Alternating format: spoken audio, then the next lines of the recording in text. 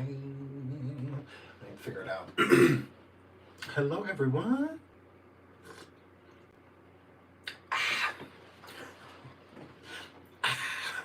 Hello, hello, hello, hello, hello. I love you all. Please hit the like. Please hit the like. Please hit the like. Absolutely. I love y'all. Welcome back to the SeanDavieWay show.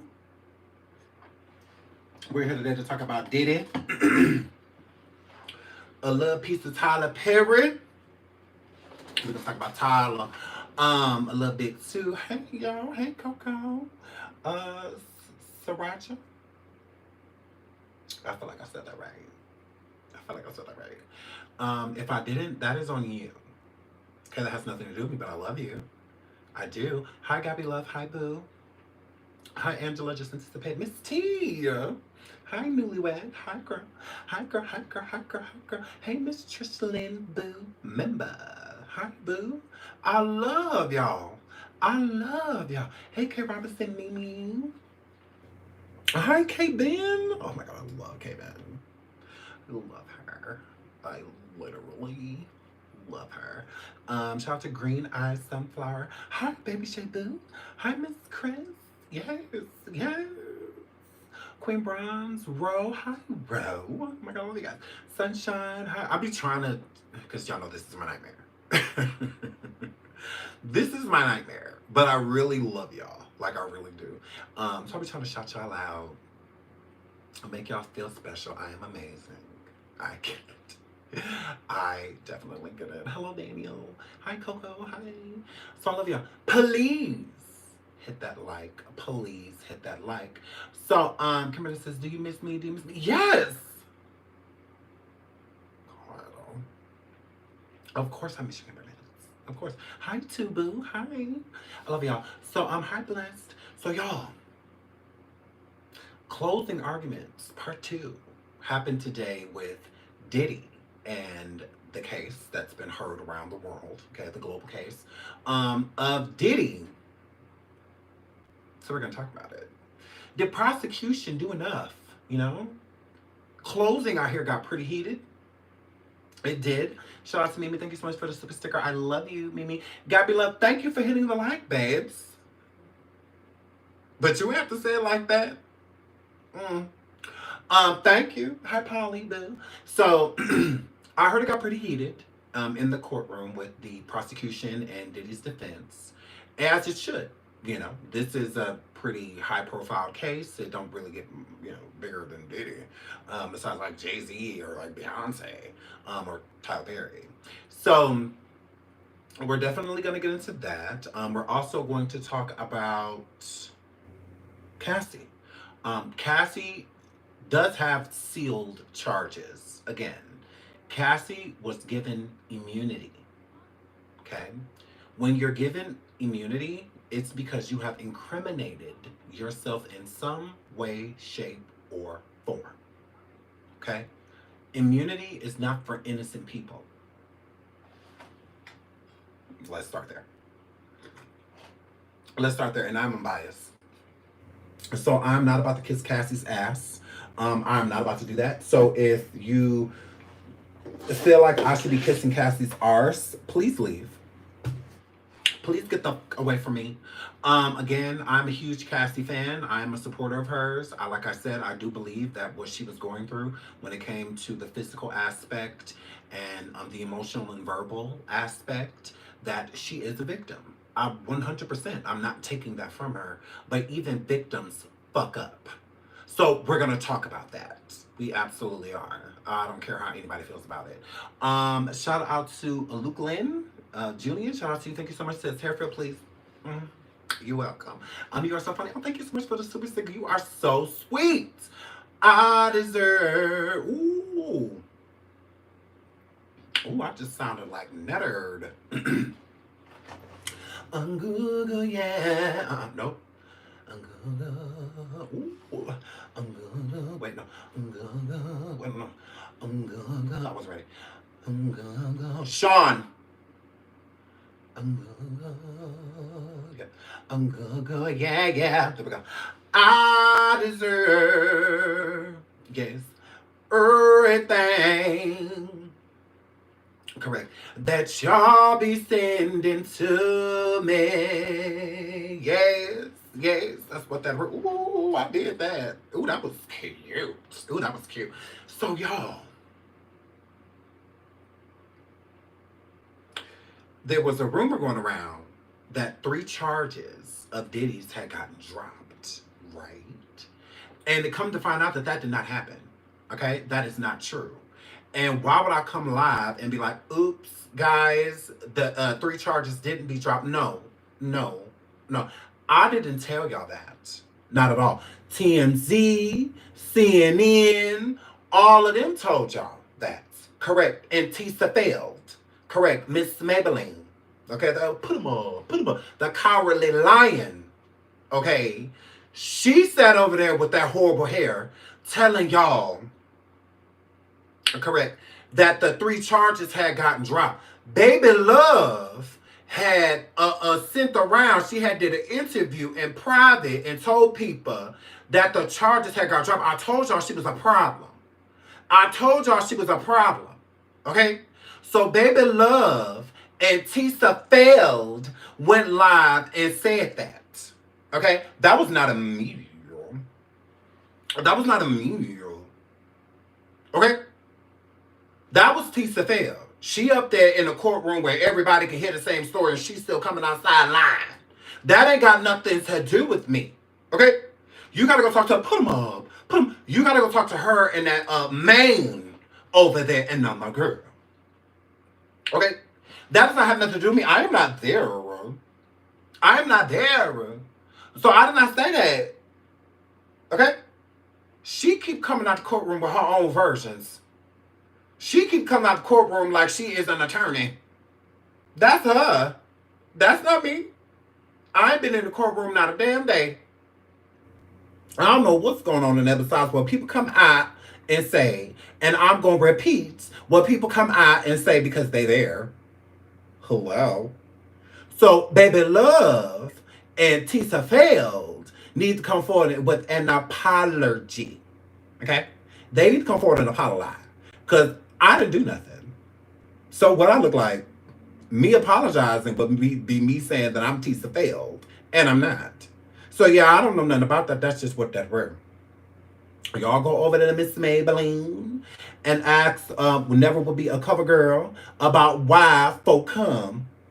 You keep coming out of the courtroom with different, like hearing just moving right along. So yeah, that don't got nothing to do with me. And so, but I will tell y'all what allegedly happened. So this is what happened. Prosecutors in the Sean Diddy Combs trial have rested their case, concluding 29 days of testimony, while they have presented evidence including witness testimony, financial records, and video footage. It remains to be seen whether the prosecution has successfully proven their case against Combs, particularly regarding trafficking and racketeering. Okay? So, what is being said is this, that when it comes to the arson and when it comes to the kidnapping charges, well, not charges, references basically, that they're going to try to remove that from the jury so that the jury don't go in there with the mindset that he committed arson himself or that he kidnapped anyone. That's what that word. So they're stricken that from the jury in their deliberations, is what I'm gathering, okay? And this is where I gathered it. Shout out to USA Today. So it says, ooh, let me go back up. I was reading. Oh, I read all this. Oh, I read that fast. Oh, I can read, yes. Ooh, hooked on phonics work. Ooh, hooked on phonics work. Ooh, girl, crazy right here. Freak on phonics, charge, the same drop, doing the same, not guilty, doing the same, it's in the freak on, there's a courtroom, there's a closing argument, so, yes, I just read all that. You're welcome. Correct. Please hit the like, please hit the like, please hit the like. Absolutely. So they're saying this right here. So in 2004, Clark alleged she was held against her will for 5 days after several pieces of jewelry went missing at the rapper's home. She said she was petrified and forced to take a polygraph test over and over again in a New York City building. 2009. Ventura alleged that Combs allegedly forced her to go to the London hotel in Los Angeles after he stomped on her during an argument. 2011. Finally, Clark said Combs and some of his aides showed up at her home with weapons and told her to get dressed. And we're going to KILL Cudi. This was around the same time Kid Cudi was dating Ventura Fine, setting off a war with Combs. So they're saying that information, they're pretty much stricken that from the jury, so that the jury don't go in there with the mindset that Diddy committed these things on his own, like he did them personally himself. Pretty much saying it's hearsay. So since it's hearsay, since it can't necessarily be proven, because even Kid Cudi on the stand couldn't prove it, besides the arguments and the discrepancies that he and Diddy were having at the time, he didn't see Diddy do it with his own eyes. He just know that Diddy was threatening him in certain ways, and then all of a sudden his car had, set ablaze, and whatnot. That's where the arson, and whatnot comes in. So it's also the same thing with the kidnapping, okay? It's hearsay. There's no one to corroborate said story to say like, yep, she was held against her will for 5 days. It's just her saying that.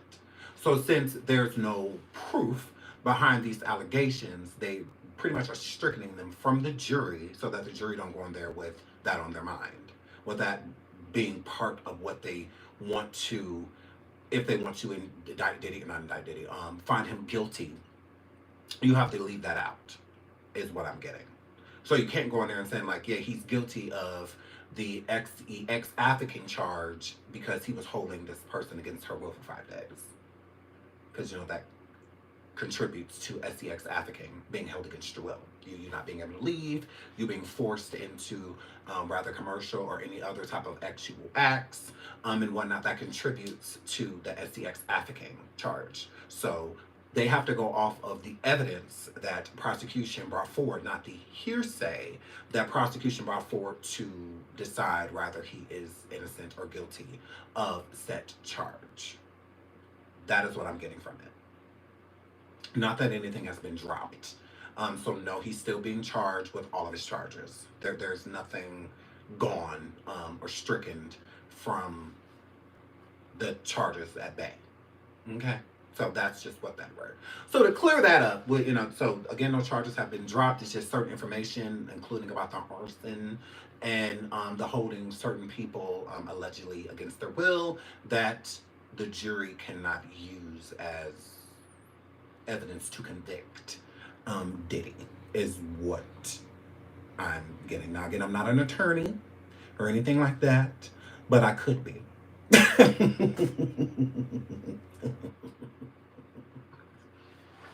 Hair flip.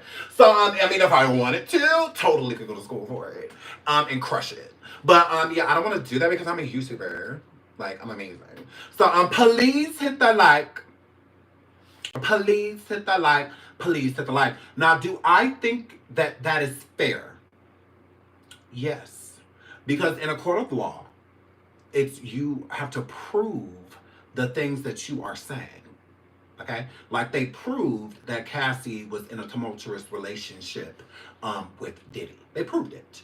From the hotel tapes to a lot of the text messages to witnesses coming forward and stating certain behaviors, like even Don Richard stating that she saw Diddy putting his hands on Cassie herself, and other witnesses stating the same thing. So, yeah. And again, that Continental tape is very damning when it comes to Diddy. So, yeah, I think that it is fair. Because, again, Kid Cudi can't prove that Diddy did that. So, I wouldn't argue that. I would have been like, oh, yeah, we know he did it for a fact because they was arguing at the time. They was calling each other out. They was trying to fight. All that. It still does not mean that it could have been a coincidence or Diddy could have 100% have had everything to do with that. Now, in my opinion outside of the court, Do I think that Diddy had everything to do with Kid Cudi's car? Absolutely. Like, absolutely. Like, yes, 100%. Didn't nobody do that but baby love daddy. So that's just what that word. Yeah. Do I think he had anything? I think he had everything to do with it. I mean, but I can't prove that. But in my opinion, based off of Diddy's track record and how controlling he was when it came to his freak offs, I do feel that he had everything to do with it. Like, yeah, I think those, and they're not charges. He's never been, it's never been a charge of arson. That was never something he was facing, and he was also never facing a kidnapping charge. So that was another thing, like weird. So let's get into what's been going on thus far with the prosecution and what's been going thus far with the defense before we get into the closing arguments. So Sean Diddy Combs' legal team has one chance to plead his case in the music mogul's criminal trial before the jury reaches a verdict. Prosecutors and attorneys for the embattled hip hop mogul returned to Manhattan court on June 26 to begin closing arguments in the sweeping federal crimes case. The prosecution is kicking off arguments which have previously been estimated to last 4 hours for each side. Prosecutors called for more than 30 witnesses over the course of nearly several weeks of testimony. Several individuals in Combs' personal and professional orbit, from ex-girlfriends Cassie Ventura Fine and the other woman using the pseudonym Jane, to Danity Kane's alum Don Richard, and rap peer Kid Cudi took the stand. As the testimony came to an end earlier this week, U.S. attorneys painted a picture of Combs and his employees being personally involved with organizing his alleged freak-off SEX parties, working with Combs' partners and others to produce the elaborate actual performances. Combs, 55, was arrested in September and charged with SEX trafficking, racketeering, and transportation to engage in prostitution. He has pleaded not guilty. This is not an all or nothing situation, prosecution says. This is what prosecution. Yeah. Combs' alleged freak-offs, which dominated much of witnesses' court testimonies, were also discussed in U.S. attorneys' closing arguments. Now, this is one thing that makes me feel like prosecution didn't do enough. I feel that prosecution focused so much more on Diddy's SEX escapades than focusing on proving the racketeering. Because I think that that would have been the bigger charge to try to convict Diddy of, because it's going to be harder to convince the jury that this was SEX trafficking. It's going to be hard due to the witnesses. In my opinion, I feel that they wasted way too much time to try to paint Diddy as a sexual deviant, than trying to prove that his crew, because again, with the RICO charges, it's a criminal thing, like an organized crime type of situation, and y'all keep focusing on one person and who he may have or may not have been sleeping with. He's not on trial because he's a freak. That's not why he's here. There is a bigger situation that would call for a lot of your time and attention. But they focus so much on Cassie that I feel that Cassie may have blown this for them, in my opinion. I think it, in their minds, prosecution thought that putting Cassie's story to the forefront would be an easy way to lead the case, to show people the severity of what was going on behind the scenes in her mind frame, and her being in a very traumatic situation, being put through trauma while trauma bonding with the individual that is putting her through distress. So, again, I don't think that they did the best job with that. Again, the focus was way too much on SEX. It was too much of the focus, because if the focus of the SEX was proving trafficking, then I would be all for it. Because I'd be like, okay, well, they may not get him on the racketeering charge, but they're definitely going to get him on the SEX trafficking. No, I can't confidently say that the prosecution set out a great case for Diddy to be found guilty of said charge. I don't. Again, it was, it should have been an array of no consent. But a lot of the stories correlate to giving consent before changing of the mind. So I think the people that they were bringing forward to the forefront, these witnesses, were still incriminating themselves by not coming forward and telling the full truth, because you're going to have to, because when the cross examination comes, there's going to be information against you, not for you. So I didn't understand that. I'm like, okay, well, you know they're about to get you, right?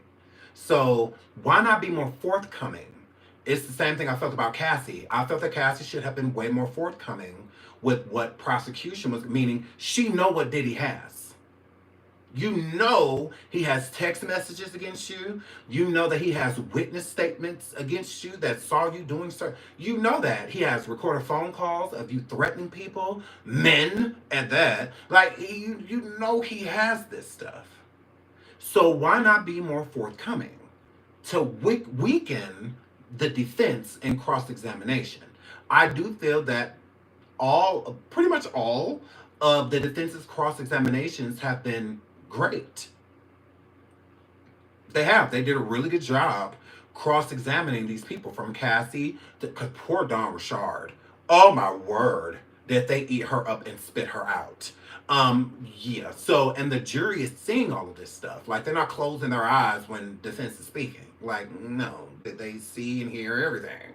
So, again, I don't think that they did a good enough job with the racketeering, and I don't think that they had enough evidence to prove SEX trafficking.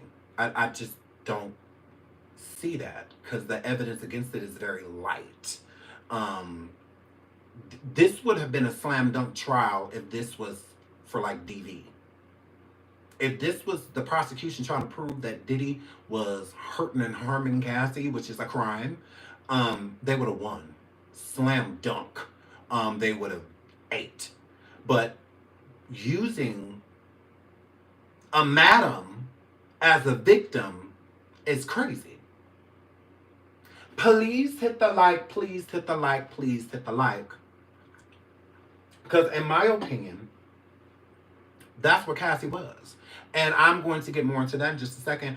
Prosecutor Slavic told jurors that they are not expected to find that every freak off was SEX trafficking. This is not an all or nothing situation, she said. Slavic cited Ventura Fine's alleged involvement in several of Combs' freak-offs as an example the coercion Combs employed in his actual performances. She told jurors that Cassie obviously didn't want the SEX with the escorts for the days on end. To have SEX with escorts when she had UTIs, or have SEX workers urinate in her mouth while she laid on the ground. But she did all of it. She did it all, though. She wasn't getting up as they were doing it to her, as the men were using the restroom, basically, in her mouth and on her body. There's no one corroborating a story that she said stop. She didn't want to do it. She got up. She said that she had a UTI and he kept forcing her. There's no testimony of that. So how are you using that as an obvious? Okay, it's obvious that I don't want anybody to put that in my mouth or anything like that, because that's me. She could have loved it. There's proof of her stating that she loved the FOs. There's proof of her stating in the testimony that she couldn't wait for the next one. This is what he was doing to her. And not only the escorts were they doing it, Diddy would do it himself. So how was that a defense to say she obviously didn't want to do those things? What would make you think that? She was a willing participant. Now, there was times that Cassie didn't want to participate. That's what makes the testimony of Cassie so effed up. It's because it's not a testimony of stating that from basically the beginning. You know, he wanted to try something new with you. She tried it, and then after she tried it, she didn't want to do it anymore. But he kept coercing her and forcing her to do it because of the first tape that he had of her, and he said that he would leak it and that it would be out there and he would humiliate her and embarrass her. That's not the story. That's not. Because another thing that blows me with Prosecution is that they based their whole SEX African on Cassie's lawsuit. That is where this was birthed. Their investigation was birthed off of having a witness, because before there hasn't been anybody to really come forward and testify, you know, against Diddy. So witnesses are very important. So using Cassie's lawsuit as a means of going after Diddy, but not using the lawsuit itself nor the characteristics details from it, is mind-boggling to me. I don't get that part.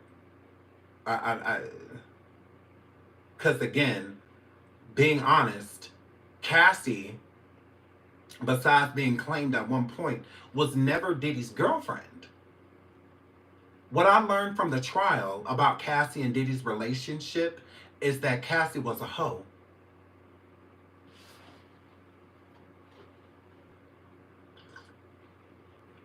That's what I learned. I learned that she was a hoe, and she was jealous of the women that Diddy actually dated, Kim Porter and others, who he was in real relationships with, treated them as such, had children, shared homes. She didn't have none of that. Not at all. She was his personal SEX kitten. That is what she was. There's truly no dynamic of her explaining a relationship. As far as I'm concerned, Diddy was a pimp and Cassie was a hoe. Pimps slap their hoes around all the time. There's plenty of times that, you know, their workers, you know, their prostitutes or whatever you want to call them, hookers, but whatever you want to call them, didn't want to perform, didn't want to do certain things, especially if there's a man that they're not attracted to, or, you know, stuff like that, or they just find them repulsive, and they are usually beaten into submission. That's what I got from Diddy and Cassie. I didn't get them dating. I didn't really hear a relationship. As far as I was concerned, I heard a hoe that turned into a madam. Recruiting, all of that. If anybody was running the criminal organization when it came to the SEX African, it was Cassie. Diddy trained her to run it. She was his bottom. And when she left, Carisha took her spot. Yeah.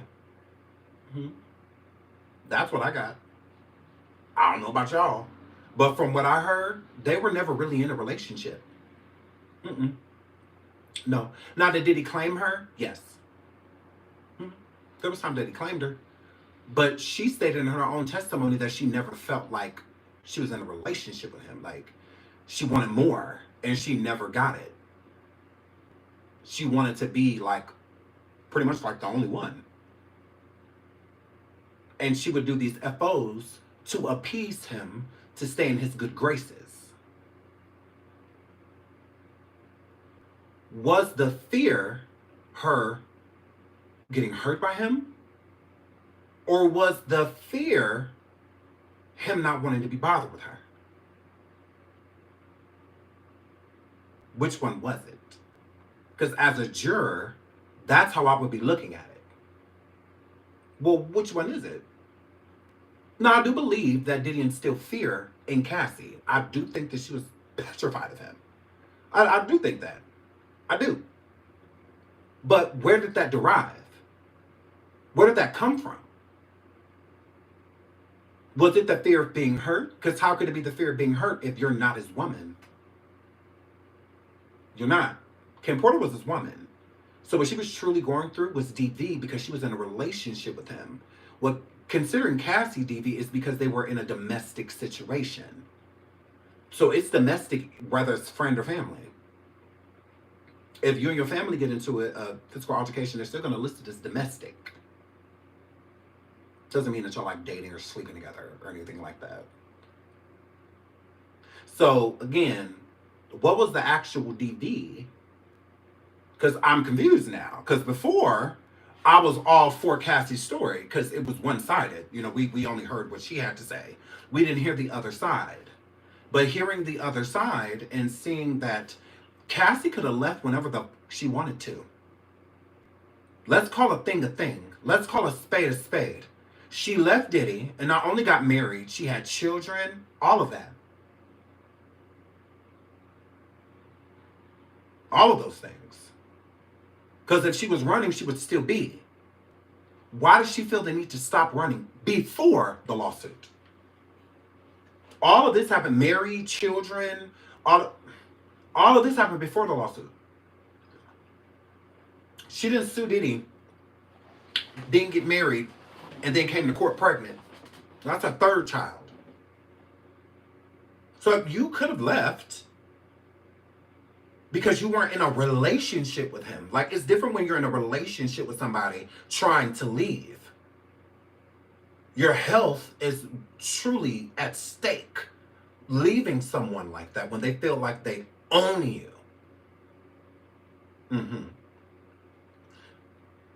What did he own Cassie, or did she want to be owned by him? Because her story is very conflicting. It's not a story that has a beginning, a middle, and an end. It's a story that has a start, it gets fuzzy in the middle, and by the end, we don't know what the fuck is going on. We don't know. Because you can't go in a lawsuit and state in this lawsuit that this man R-worded you, and then state really no interactions after that. And then come to court during his trial, and then it comes out that the defense brings out that you went with him voluntarily after being R-worded to do a freak off. So if they were getting paid, you were too. His presence was not enough for you to do freak offs. They weren't. You were getting something out of it. This is why you have immunity. Because you're not telling the full truth here. You're not. So I do believe that Cassie sued Diddy for money, not justice. Not at all. Because it explains why you kept going back doing the freak-offs, to stay in his good graces for things. Whether he was buying you stuff, giving you money, giving you access to credit cards and allowances and all of that stuff, you were getting something out of it. And for a person to go through that type of stuff, I will believe money is involved. Yes. You're not going back due to trauma. You're not going back because you have Stockholm. You're going back because the bag is dry and you're a fiend and he cuts you off from all of your drug sources. But we have to ignore that because of what we've seen on that video. Again, she's a victim. That should have never happened. It shouldn't have. And it doesn't excuse it because she went back. Like, it's not like, oh, well, because she went back. No, not at all. No, he deserves to pay for that. Because that should have never happened to that woman. Nobody deserves that, whether you're there for money or not. Okay? Whether you're there for money or not. Nobody deserves that. Please hit the like, please hit the like, please hit the like. So, I was confused, and I still am. I'm like, okay, so were you going back because you needed money? Because I know a lot about Alex. Everything besides what he do for a living. Let me get something to drink. Thank you, Chris M. I don't know. I done seen him walk down a runway or two. But he don't even get model height. He cute, but not that cute. So yeah. In the model years, he's like 200. Like, yeah, you in your 30s. Trying to model? I guess. Go ahead. I don't see that going too far. Good luck, Alex. Her husband is sitting in court humiliated. How could you not be humiliated when the man that you despise because of everything he allegedly did to your girl. They're telling you that after she told you that she was R-worded by this individual and all the heinous things that he took her through, she was FaceTiming you in front of him. She was still doing freak offs with him while with you.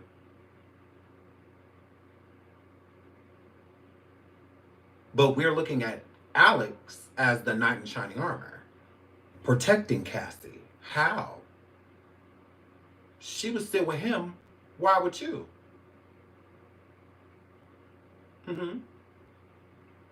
I don't believe Alex testified because in my heart's heart, I believe Alex was a freak off. Everybody around Diddy had a title. Even if you did nothing, he would say, oh, you're an assistant, or you're this, or you're that. I don't believe that's why he didn't get on the stand. Why would he? Because then he would have to incriminate himself. And he don't have immunity. If you hate Diddy so much, you have experience with him. You were his trainer. You were in his homes. You have a story to tell. What did you see? You met Cassie through him. Then ran off with a plug. Then ran off with a plug. So, hi Roxy, love you. So yeah, that's weird. Why don't you get up there and do everything in your due diligence, Alex, to make sure that the man that destroyed your wife went down? When you have experience with this person, it's not hearsay, you were there. Did you see anything? Did you hear anything? Of course you're not going to get up there and testify. Look at the freak-offs. Look at the freak-offs. Alex fits the description. It's damn near more white freak-offs than black ones. You fit the description. You fit the prototype. It gives it, because other freak-offs, the males, the escorts, they grew feelings for Cassie too. That's why a lot of them will feel sorry for her and all of that. Because they liked her too. Some of them fell for her too. They did. Alex, you wouldn't be the first nor the last. Because she kept going back while with you.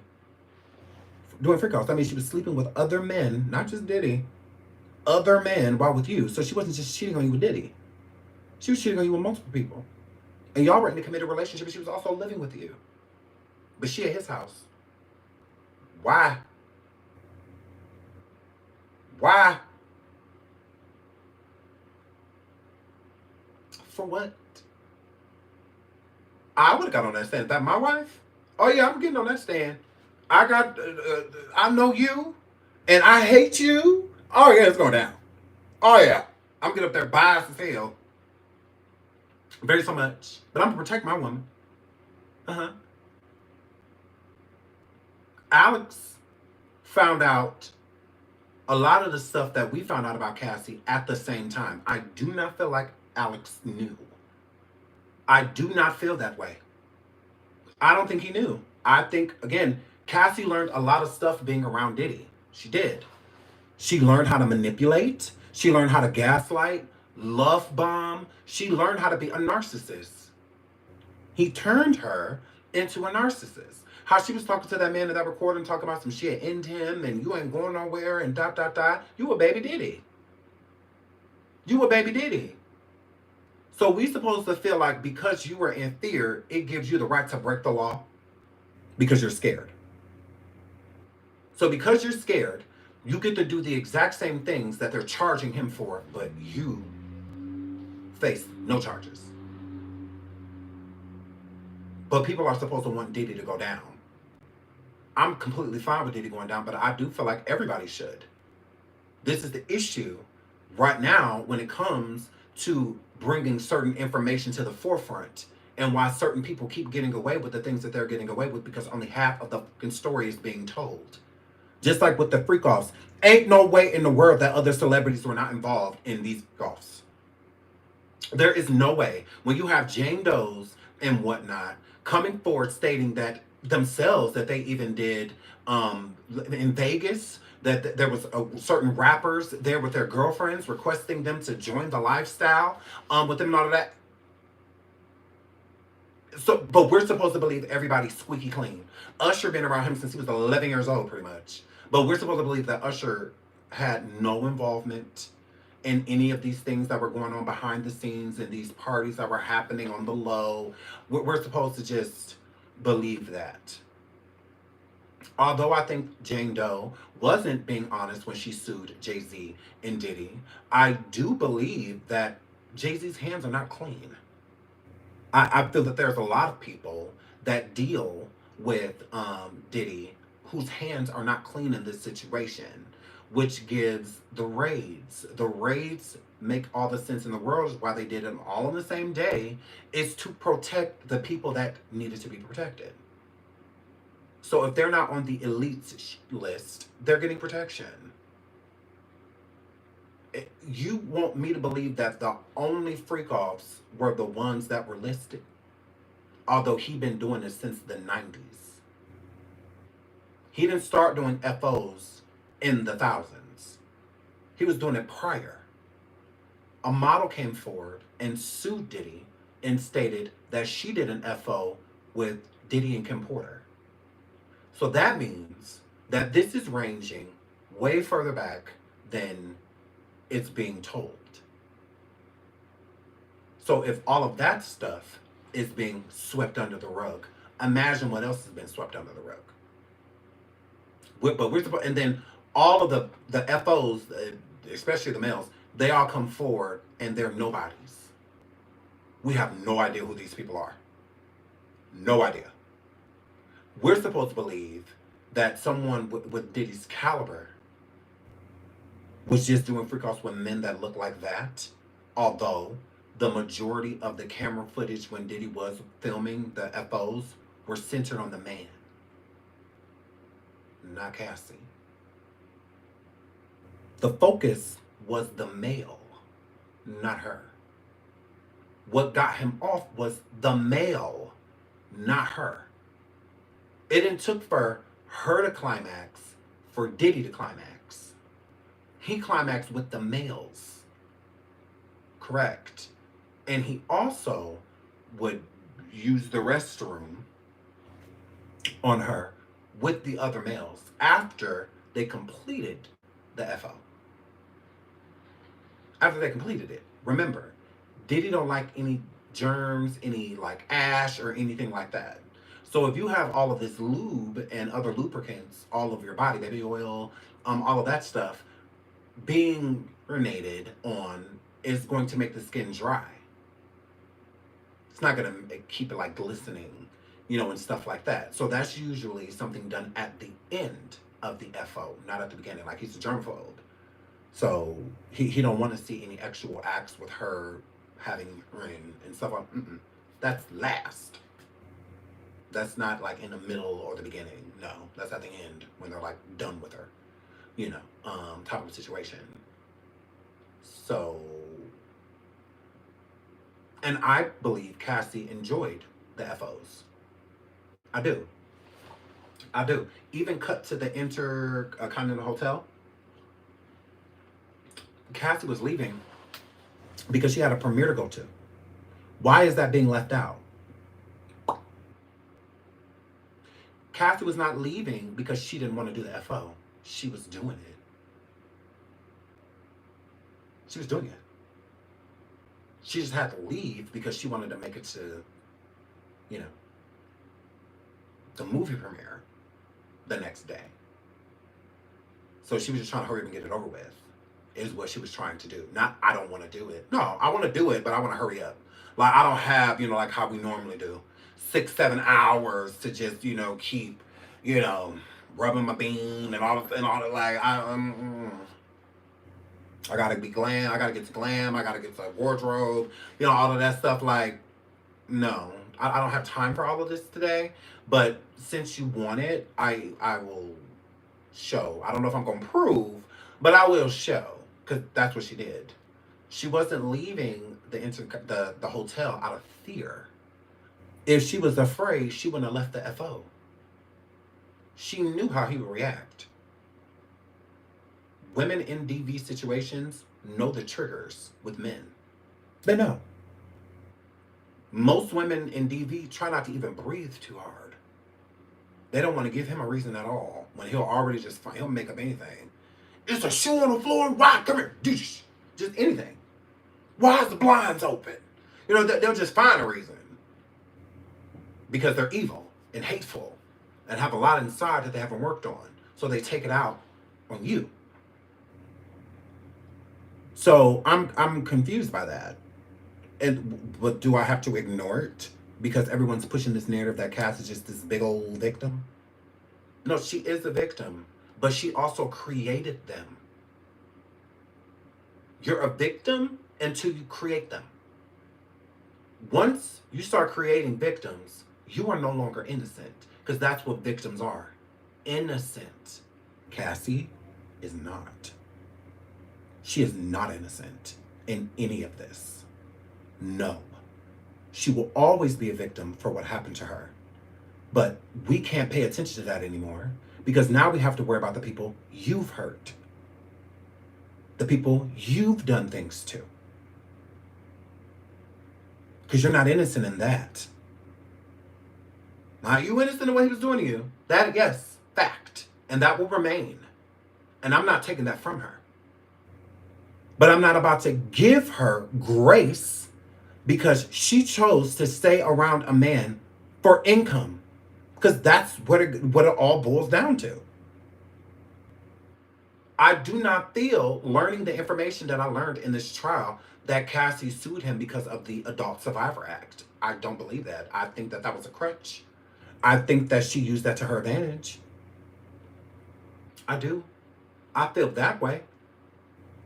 And I feel like the government wants Diddy to a certain extent. I don't think they fully want Diddy, because if they fully want Diddy, then they would have put everything out there. Everything would have been up for grabs. Even prosecution, to me, in certain ways, shapes, or form, they're protecting him. They're helping him. Because this is not a strong enough case. Like, it's not. We have no idea how the jury's going to vote. It's easier to know how the jury is going to vote when there's concrete evidence that state cause and effect. Beginning, end. This happened because of this. This stopped because of this. There isn't even a situation to where we can decipher when the consent stopped. How, if Cassie is saying he R-worded her, and then she gives consent to meet up with him at a friend's house and have sex with him? So me as a juror, how can I look at her and say, yeah, this was happening because of da-da-da, when you kept going back? And not because you were in a relationship with him. You didn't keep going back to the relationship. No. You went back to being a hoe. You went back being a willing participant and letting him you out to other men. I could see you going back just sleeping with him because of the relationship and the bond that you secured over time. I can understand that. I can understand a person stating, even maybe that's like Stockholm. Falling in love with your abuser.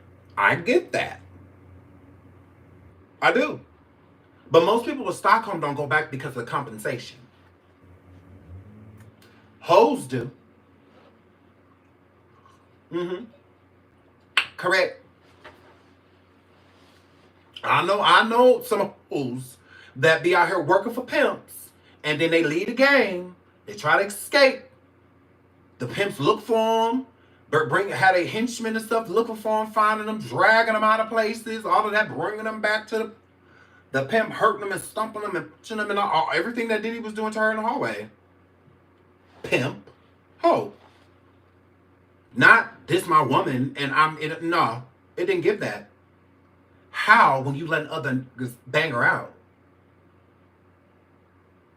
How? Most women going through DD ain't being osteoted. Because most men that are abusive don't want their woman even looking at another man. They have to dress down, all of that. But we have to forget about those characteristics. Although Cassie got to wear what she wanted, she was always naked.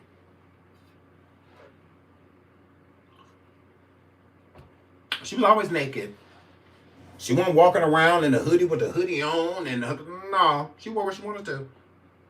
He made sure that she barely had on any clothes. She didn't want going outside in bathing suits with a purse. That was her. Outside in two pieces, a two-piece thong and a Gucci bag. That was her. But we have to ignore all that, right?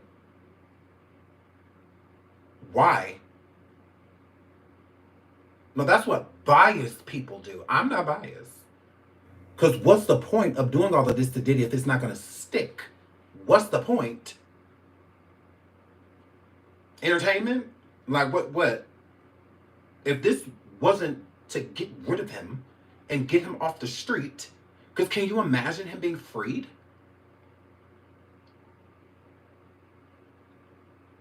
Cassie should be petrified of him being freed. Because it's not over. It's not over. Oh, Diddy definitely got things up his sleeve. You don't think that he was waiting for days like this? You don't think he has something set up for if these people try to come for him besides like trying to extort them and whatnot? And blackmail them? You don't think that he has more? He does. At this point, I feel like Cassie will go back. I feel like she would. I think she still loves him. I think Cassie misses the FOs and stuff like that. In my opinion. There's no messages of her saying, I'm never doing that again. Stop asking me to do that. I don't want to do it. There's really no testimony to back Cassie not wanting to do it besides the prosecution trying to turn it into something else. Diddy once snatched her up because the freak off was not done. Not snatching her up because she didn't want to do it. She did it. The escort in the room stated the same thing. It happened. She left during. I don't know if they was in the shower or something like that. But yeah, she left during. Like, to her, she was done. But to Diddy, you not. Get back here. And he did to her what he normally does, which is pound on her. Pimp. Hoe. The prosecution trying to force this to be a relationship blows me. Because from what I hear, he claimed Cassie. He was never with her. They were never in a monogamous relationship. That never happened. From the time she met Diddy, he had her sleeping with other people. How was this your man? How? That wasn't Cassie's idea. No. It was his. So that means that that was your value. That was your use. Your body. Nothing more. That's it. So if I'm going in as a juror, I'm not looking at Cassie as a girlfriend. Not at all. I'm looking at her. She started off as a hoe and she graduated to madam. Madam secure the escorts. It's their job. That's what she did. He didn't coerce her. He taught her. Taught her what he liked. Taught her what he would be into. And she followed suit. End of story. Cassie never mentions doing anything to make her career thrive. If he signed you to a 10-album deal, She didn't state it all in her testimony and what she did to make it, to secure her album deals and to do music. Why would she when she's being paid to lay her back with other men? How do we know she wasn't cheating on Ryan with Diddy? She was. We do know that. We do. That's why I said he ran off with a plug. Alex was a freak off. That is how Cassie met Alex. He was not training anybody. That was a cover. Cassie was sleeping with, but think about it. She was allowed to do what she wanted to do. She wasn't hiding with Kid Cudi. She was dating him. She wasn't over there for protection. She was over there because she was sleeping with him. And Kid Cudi was taking care of her financially. And she was leaving his house to go do freak offs with Diddy. But she was in a relationship with Kid Cudi. She was cheating on Cudi with Diddy and the escorts.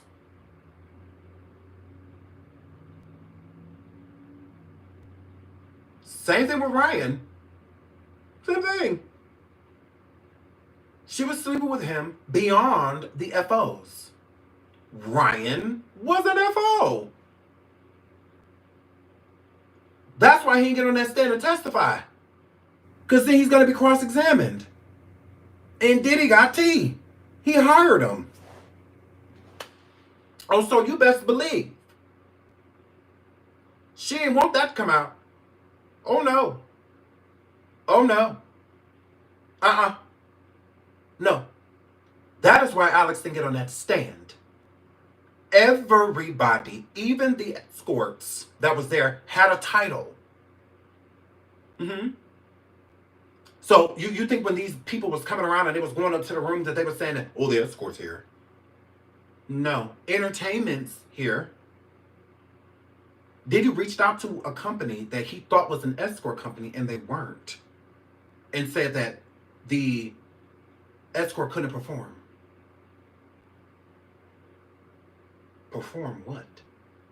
The track? Because they are there as company to literally escort to a gala, an event, dinner, drinks. That's what they're there for. Companionship. Nothing else. So he basically calling and giving reviews like this is what they do. It's not. This ain't Reno. This ain't Nevada. This ain't no Bunny Ranch. What are you talking about? Can't perform. Perform what? Piano? Because I know you ain't saying that he can't get it up. Why would he be? He ain't supposed to. And you a dude. We see him over there to cater to a woman. So it's just like, yeah. That's just what that were. So she was absolutely cheating on Diddy with Ryan. And I can't even say that. I gotta take that back. Because they weren't together. They weren't. I cannot sit here, whether I'm with a female or whether I'm with a male, and watch somebody else smash my person. Unless we both agree on bringing in a third just to spice it up, have fun, and then remove them. And then like we do our thing. But I'm not like, it's just not in me to watch somebody that I love be intimate with someone else. I'm just not of that cloth. You know, some people are. Shout out to y'all. But I'm not into that. I can get into that. It's gone.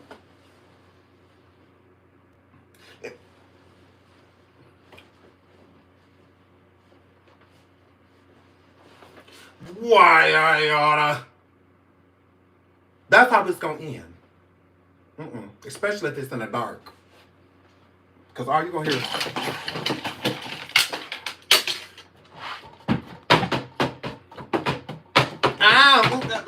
stop, okay, now I'm sorry.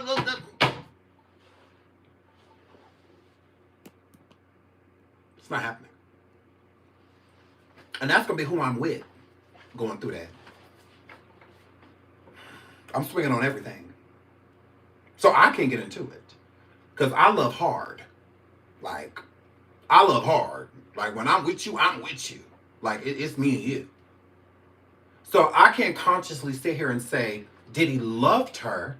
Because how can you watch that? Like, and I get some couples are voyeurs, stuff like that. I mean, I get it, but usually both parties are into it. Cassie was not. It was Cassie's. It was never her idea to do anything like that. It was always Diddy's. So again, he never wanted her in that caliber to wife her, even make her girlfriend. And I think the reason why Diddy didn't want to make her girlfriend is because she's a slut.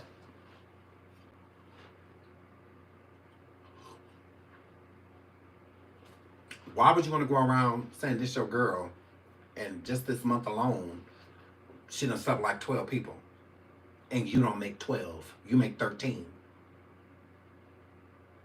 How could you love that? If I was Diddy, I could have never fallen in love with Cassie. No, now it makes sense like why he didn't kiss her on red carpets and stuff like that. I wouldn't want to kiss the piss in mouth either. Mm-mm. I didn't see you brush your teeth. I didn't see it. Mm-mm. Because it's going to take brushing your teeth, baking soda, flossing, mouthwash, putting bleach in your mouth, just spitting it out, prayer. It's going to take all of that for you to ever put your mouth back on me. I don't make out with toilets. I might as well just go in the bathroom and just lick around the brim. If I'm going to kiss you, I might as well just, go underneath the septic tank and just...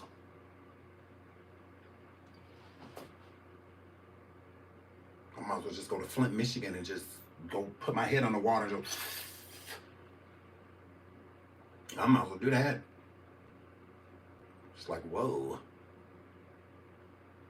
So yeah, I get why he wasn't like kissing her in the mouth, and if you really didn't see much PDA between them. But if you look online, you see plenty of PDA with him and other women. Mm-hmm. He used to kiss Kim Porter. He did. Mm-hmm. And all the other random rendezvous, like him being on a yacht, kissing this woman, laying on it, like, yeah, I never seen that with Cassie. And all of those photos were when they were together. None of those photos were after they parted. Mm-mm. No. Mm-mm. All of those pictures are after 2009 and before 2020. When he's supposed to be with her. Correct. So, yeah. So, as far as I'm concerned, he was never with her. That it wasn't like that. It was just more sort of like a publicity thing. Since he wasn't bringing her out like with music and stuff like that, since she was just basically like a concubine, he would give her a little hope by taking her to red carpets and things like that. And I honestly feel like Cassie was begging for those things. I don't think it was like Diddy's idea to do that. I think it was more so like, oh, you're going to this event tonight? Oh, I would love to go with you. I think it was like that. She would basically like invite herself. Ask Claude. Absolutely. So you have a question, Claude? As long as it's pertaining to Diddy. If it's not, we will ignore it. Diddy needs men to even be freaky. The woman has to sell records. Correct. Even with these FOs, it was very much giving that. Diddy did not get off because of Cassie. It was always the man. He even focused the camera on the men. The men were the performers. Cassie was just there. Cassie was just there. That's all they were. She was just there. Like not at all. And I think he liked what she looked like. I think Cassie is his form of beauty. When he thinks about beautiful, I think he thinks about like Cassie and people that look like her. Look at the track record. 50 Cent, X, Gina 2, you see what I mean? So he definitely has a type when it comes to having the FOs, because they were doing FOs too. So if he didn't care about the Ginas and the other people like that were doing FOs, the Jane Does, all that, why would he have given up about Cassie? Cassie is not the only woman he was putting his hands on. So why is it DV with Cassie, but it's not DV with any of the other victims? Why is that? And prosecution did not do a good job of that either, establishing a real relationship between Diddy and the Jane Doe and Diddy, and that never happened. That didn't happen at all. And then they threw Dawn on the stand without vetting her story, without vetting and making sure the things that she was saying was real and plausible. So I'm confused by, again, as a juror, why did Cassie go through DV but did none of these other women? That is weird. That is weird. And it also makes it a little harder to back Cassie when she has not shown any form of a relationship between her and Diddy. When she was sleeping with Alex Fine and was on the phone with Diddy during the FaceTime, sleeping with Diddy, and then FaceTime Alex, I don't think Diddy knew at that time that Cassie and Alex were dating. I don't think he knew, because he couldn't necessarily find her at that point. Like, she kind of just like disappeared. So I don't think he knew that that's who she was with, because he didn't know where she was located at that point in time. She came back around Diddy, not the other way around. She sought him out and met up with him at a mutual friend's house and whatnot. And then they ended up having sex. So again, did Diddy know about Alex? I don't think he knew. And I don't think Alex knew that Cassie was back over there with Diddy. I think Diddy found out after. And I also think that that's why he gave the defense those messages to establish she was cheating on her now husband with him after stating she was R-worded by him. So in Diddy's defense, he's saying like, okay, well, how did I R-word you if you kept coming back? Now, do I believe that Diddy R-words Cassie? Yes. Because there are messages that correlate to Diddy basically apologizing for it. So, you know, basically like, I know you didn't, I know what went down last night probably should went down like that, you know what? So it's given like, you took it. Like, it's not giving, we had a great time, you know, like that we should do that again. Like, it wasn't giving those vibes. It was giving more so like an apology, but at the same time, it's like, I'm gonna do what I want to do. I'm gonna do what I want to do to you. Is what that was giving, you know, to me. So yeah, I would say I do think that Cassie didn't want to, and he forced her to. I do. Yeah. But why go back and do a freak off if it's not for money? Because you were with Alex. You didn't break up with Alex and go be back with Diddy. Mm-mm. You went and offered a FO. Diddy accepted, and you went and did it while you were in a committed relationship. How was that Diddy's fault? How does that make Diddy look like a bad person? No, that's you, Cassie. That's you being deplorable within that moment. Okay? I don't want to hear nothing about no trauma bond when it comes to her and Diddy. There is no trauma bond. There is no trauma bond. There isn't. Diddy is evil. Diddy is a narc. And on top of him being a narc, he's a sociopath. He has to be. How he sat in court today alleging to the report of the closing arguments without care in the world. And as far as he's concerned, he's very so much comfortable. He's not worried about a damn thing. In order to go through trauma, you have to feel. You do. You have to feel. So how are y'all trauma bonding and he don't feel? How he pummeled you down that hallway, a person with a conscience could never do that. No. It's something wrong with a man that would do that to a woman. You're not right in the head.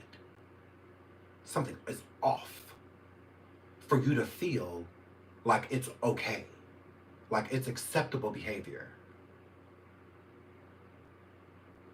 Somebody in their right mind, somebody with a conscience, wouldn't be able to do that. They wouldn't. You see a lot of these men that come back and take these women's lives knowing that they have children and people to look after, and they could care less. They still in them because they don't have a conscience. Their conscience will tell them, this is wrong. Do not do this. You may be mad, but don't do it. It's silence on their way to do the things that they're doing. Same thing with Diddy. Silence on the way of him doing what he's doing. Shout out to MF in Common Sense. Thank you so much for the super sticker. I really appreciate it. Thank you for that. So yeah, so it's like no individual that thinks before they do or feels badly about decisions that they make when make those type of decisions. He didn't care about what he did to Cassie. He cared about getting caught. Correct. Shout out to Shantavia. Hi, sweetie. He cared about getting caught. Again, while Cassie filed that lawsuit, he said, money grab. Fictitious lies, all this stuff, right? The tape comes out. Caught red-handed. Apology. Not apologizing for lying. He apologized for his behavior. He said that he had went to therapy, that he went and sought help for the behavior that he had and what he did to Cassie. Didn't she say the same thing? So if he didn't change, why was she?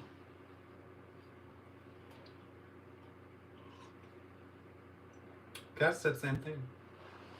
Oh, I went to therapy, went to go learn things about myself, blah, blah, blah.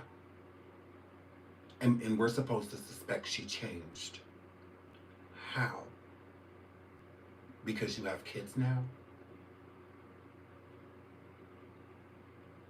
Because you have children? I don't see a change. You just got done in court taking over $20 million from him. If you were going to testify, why not just testify? Because your intention was to get paid. You feel entitled to his money. You feel entitled when you could have sued the right way, in my opinion, which would have been suing for her album deals, because she could have super sued for that. I'm like, how could Cassie not sue for that? Like, you signed a 10-album deal and only did one album. How could you not, like, him not be liable for in a civil lawsuit for stifling your career, all of it? Like, that's a big payout. That's a big payday. Why not just release the book and make your own coin? Because she would have made a lot of money. She would have. They still could have brought charges up on him with her book. Prosecution could have contacted her like, are these true stories? And then she said, yes, these things happen. They're still crimes.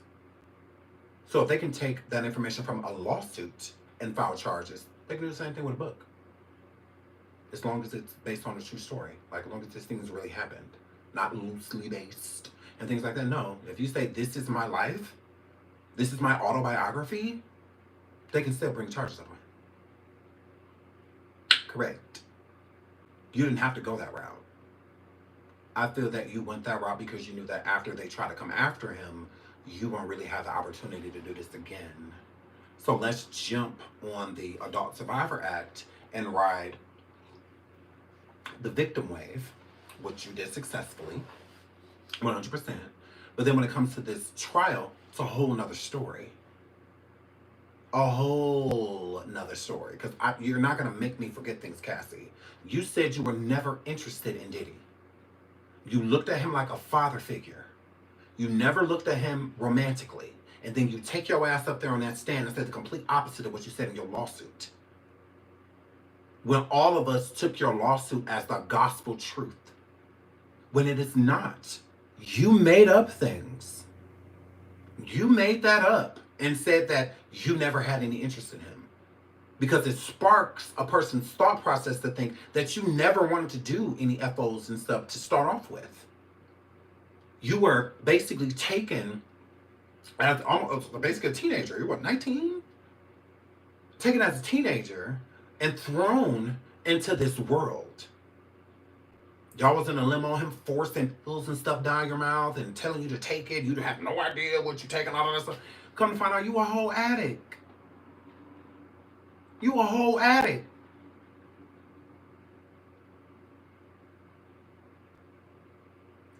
So just everything is Diddy's fault. Everything. So when you would consciously sit there and contact him and tell him that you wanted to do a FO, that's Stockholm? I thought Stockholm was being in a relationship with someone that is doing terrible things to you. But you can't look at the things that they're doing to you because you love them and you're blinded by it. You love them so much that you make excuses for the things that they do to you. Because of the trauma that you've been through. You need help realizing this isn't a good thing. You got to get away from this person. I thought that's what that was related to. Not it's Stockholm because she went back to go have sex with other men that her boyfriend would line up for her to. Saying she didn't want to have SCX with UTIs and all of that stuff, then why did she take her ass over there? Why? If your coochie on fire, why go over there and let it be penetrated?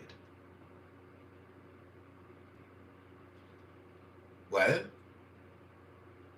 Why let somebody, why?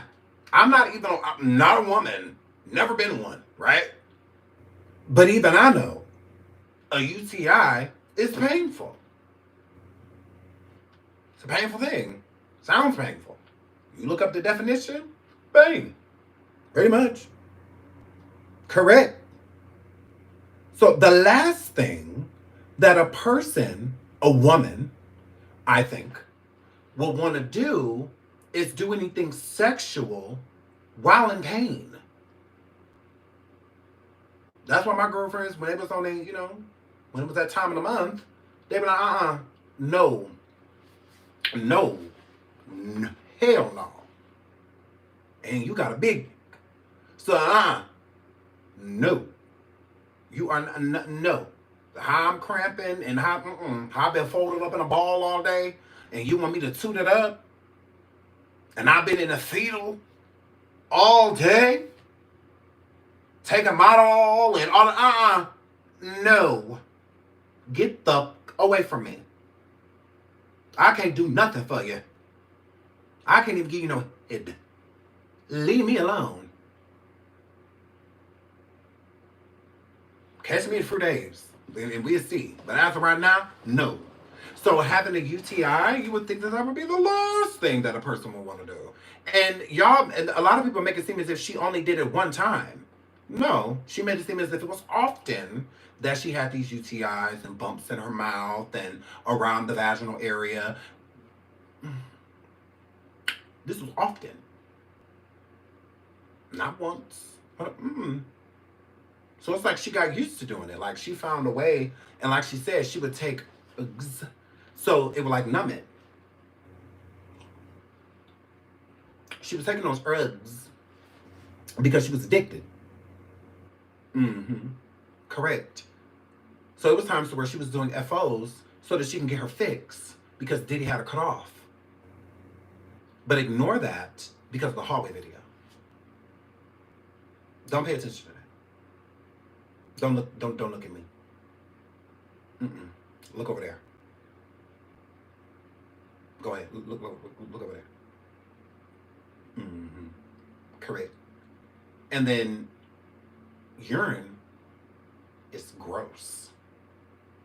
Bacteria, the body ridding toxins, and you drinking it. It's so much in your mouth until you choking on it. Willingly. Yeah. She didn't say nothing about being held down and forced it. No. She wanted it. It's no different than having the UTIs. She wanted it.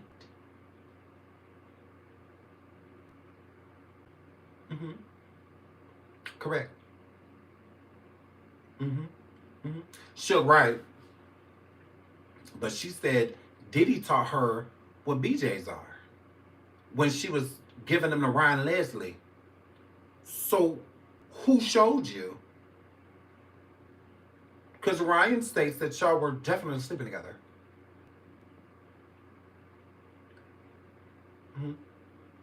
You know you were sleeping with Ryan, just like he knew. But you said Diddy introduced you to him? Are you sure?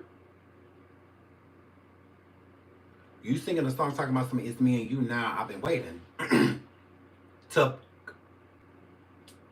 think I want to make that move now. But you don't know what BJs are. And baby, tell me how you like it.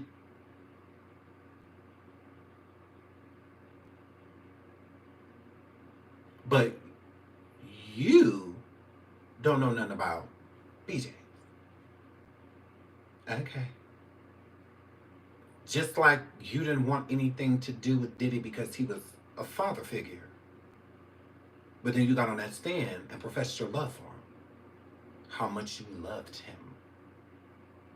Ryan Leslie was dating Cassie between the years of 18 and it was over by the time she was 19. So they didn't date long, about a year and a half, before Diddy allegedly stole her out of her relationship, because that's how she made it seem in the lawsuit. She said that Diddy tricked Ryan by creating a fake flyer of Cassie having some events to do with her music. And a whole time, they were 17. Cassie was 17 when she recorded the song Me and You. And then they shopped it around. So I don't know. I can't. I mean, it's possible. But I'm not going to be like, oh, yeah, Ryan was definitely with her at 17. I can't say that. But I do know she was recording music around that time, around 17. She started recording that song. And then it got to Diddy and blew up when she was 19. The song Me and You, after Diddy added, more production to the sound quality and changed the beat and some of the words of the song and made the song like a massive hit, then Ryan disappeared. And I know that they were doing sexual things because Ryan's laptop was stolen after he and Cassie, after Diddy stole the music from Ryan, stole that song, Me and You, got the rights to it, all of that, and then just pretty much dumped Ryan to the side and secured Cassie. And Ryan had naked photos of Cassie in his computer. So when those original photos of Cassie that was online back in the day, allegedly Cassie was underage in those photos. So that's why I said it's possible that he could have been dating her at 17, because from what I'm gathered, those photos, she was 17 in the pictures that we had saw. She wasn't 19 in those photos, she was 17. So that's like low-key, child porn, because she was 17 years old. So those pictures got out. Although Ryan had no idea what happened to his computer. He had no idea who took it and whatnot. The last people he was around was Diddy's team, and those, because that's where the music, Cassie's music, was being recorded with Bad Boy. So, and it just so happened that on a flight when he was leaving and whatnot, his laptop was stolen out of his backpack, and all of a sudden Cassie's pictures was online soon after. So yeah, some people say that Diddy had somebody steal it. Some people said that Ryan did it because he felt bamboozled and lied to by Cassie because she just pretty much like abandoned him for Diddy. So only they know. Only Diddy and Ryan know what happened with that computer and what happened with Cassie's photos being leaked to the public. We do know that Cassie didn't leak them. She didn't do it. Now when it comes to Ryan or Diddy, I don't know. I would say Diddy had probably, had something to do with it, but I don't have any proof. I can't prove it. So, yeah. Hold on, there was a comment. That was a good comment. Hold on. D9 says, I think prosecution shouldn't have based so much of their case on Cassie. Shaking my head, I wonder what charges are going to stick at. Right. So I agree. I think that they relied way too much on Cassie. And I also think that they thought that, I feel like the prosecution felt about Cassie how I did. I was just like, Cassie, that's my girl. It's just a shame, everything that he took her through and controlled her and manipulated her. And that's how I felt. That's how I felt. So, but then hearing the defense, I just don't think it's a strong enough case when there is no one like innocent. Everybody that testified against Diddy was given immunity. Everyone. There was no one that got on that stand against him that was not given immunity. This is why I think Cassie is fearful of that sealed document of her charges that the prosecution could have brought up on her due to her involvement and how she incriminated herself throughout this process. Because again, how can they be trying to charge people, even other people possibly in the future on Diddy's team, if he is found guilty? The Christina Karams and all of those people that had helped set up the freak-offs and made it so that he could do it and was helping these people travel and whatnot. How can charges be brought up on those people and not Cassie when Cassie was literally finding them? Literally. And another thing that confused me about prosecution is like, why didn't they push the narrative that Diddy knew that this was a criminal organization and why RICO charges should be brought up on him because he wasn't finding the escorts and stuff like that because he knew it was criminal. So he had Cassie doing it because the brunt of the crimes will fall onto her. She would be the scapegoat instead of him. Isn't that like a natural assumption that he's having her, because he's such a control freak? Then why are you letting her pick these people if when they get here, you control everything after that? To me, you're using her as a scapegoat because you know what you're doing is wrong. You know you should not be doing it. So to make it look better on you, you have her set up the dates, set up the people, even give them payment. Grill. I felt like that would have been a very strong defense for racketeering and also as the ex-trafficking, to where he used Cassie as like his mule, to do such. Because she was. She was doing all the work. Literally. She was doing everything. Even performed. How can Cassie say that Diddy was trafficking her if she was a willing participant? You grown. This your man. So are you being affect? Or is this a threesome or foursome? Is this swinging? What is this? As a juror, that's what I would be thinking. 1 minute you're saying that you were his woman, and then the next minute you're saying you're trying to escape. But you kept coming back, and then where Cassie really f***ed up, she said doing the freak-offs felt like a job. I said, what the did she just say? What? Shaggy? What do you mean? If this is a job, you the boss. Or at least, the general manager. Hello? I'm like, why would you say that? A job? That's one of the definitions of racketeering. Of the RICO. A criminal organization. that people are employed at and using it as a front. You were signed as an artist, but you wasn't really making no music. Damn sure weren't dropping no albums. Besides the independent stuff that you did alone, and Diddy pretty much just let you play. Like, that's how you looked at it. Like, gave you something to do. Like, girl, please. Like, he never took you seriously music-wise. Diddy always felt like Cassie was a flop. You're not going to have a Beyonce on your hands and not let her shine. Just saying. Love Cassie, but... No. Not at all. You're not about to have no Mary J. Blige in your house and stunt the growth. It's too much money to be made off an individual like that. Cassie, I don't feel like he ever believed in her talent. Think about making the band and how crucial he were on those people, and all of them were extremely talented. Extremely.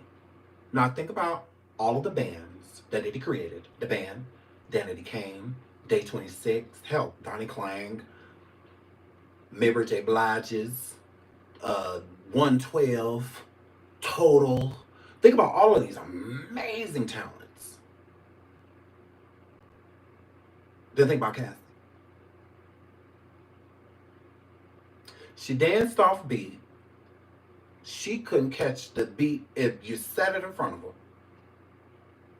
In the whole Me and You video, she danced off beat.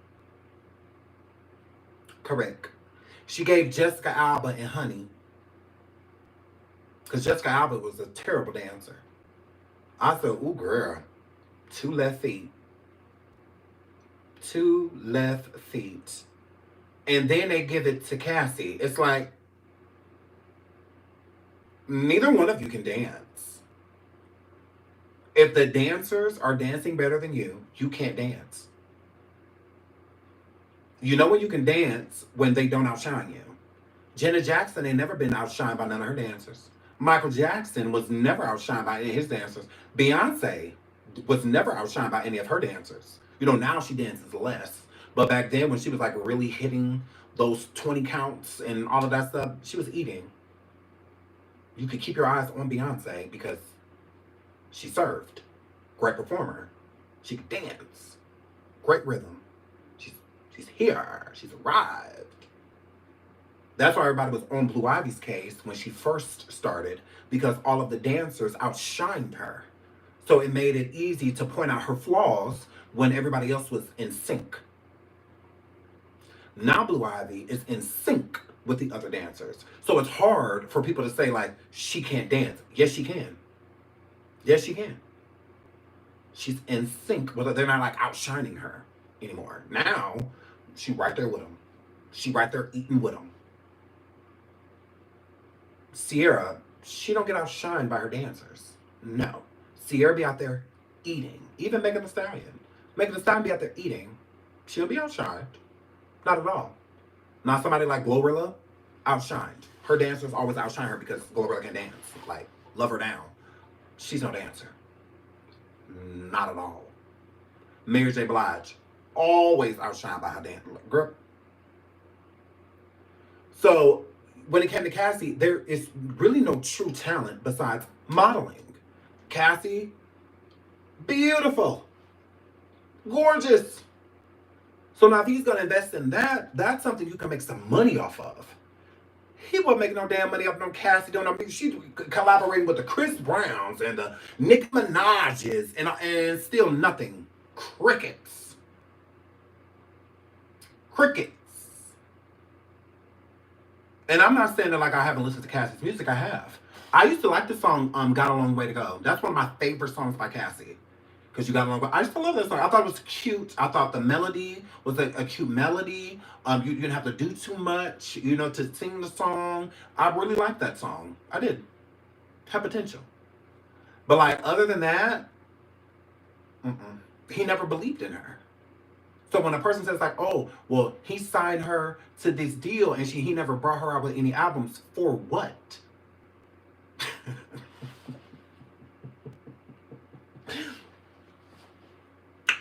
For what? Like, I love Cassie down, but like, no one's checking for a Cassie album. Mm-mm. Mm-mm. We're not looking for now. People will probably be interested because they want to hear what she would say through the music. You know, like if she's going to tell some, secrets or truths or, so for to be nosy, people may go listen, but ain't nobody about to be driving around bumping on Cassie if it's not me and you. Like, not at all. So again, Diddy didn't believe in her. So was he not doing that because he was holding it over your head? Or were you just...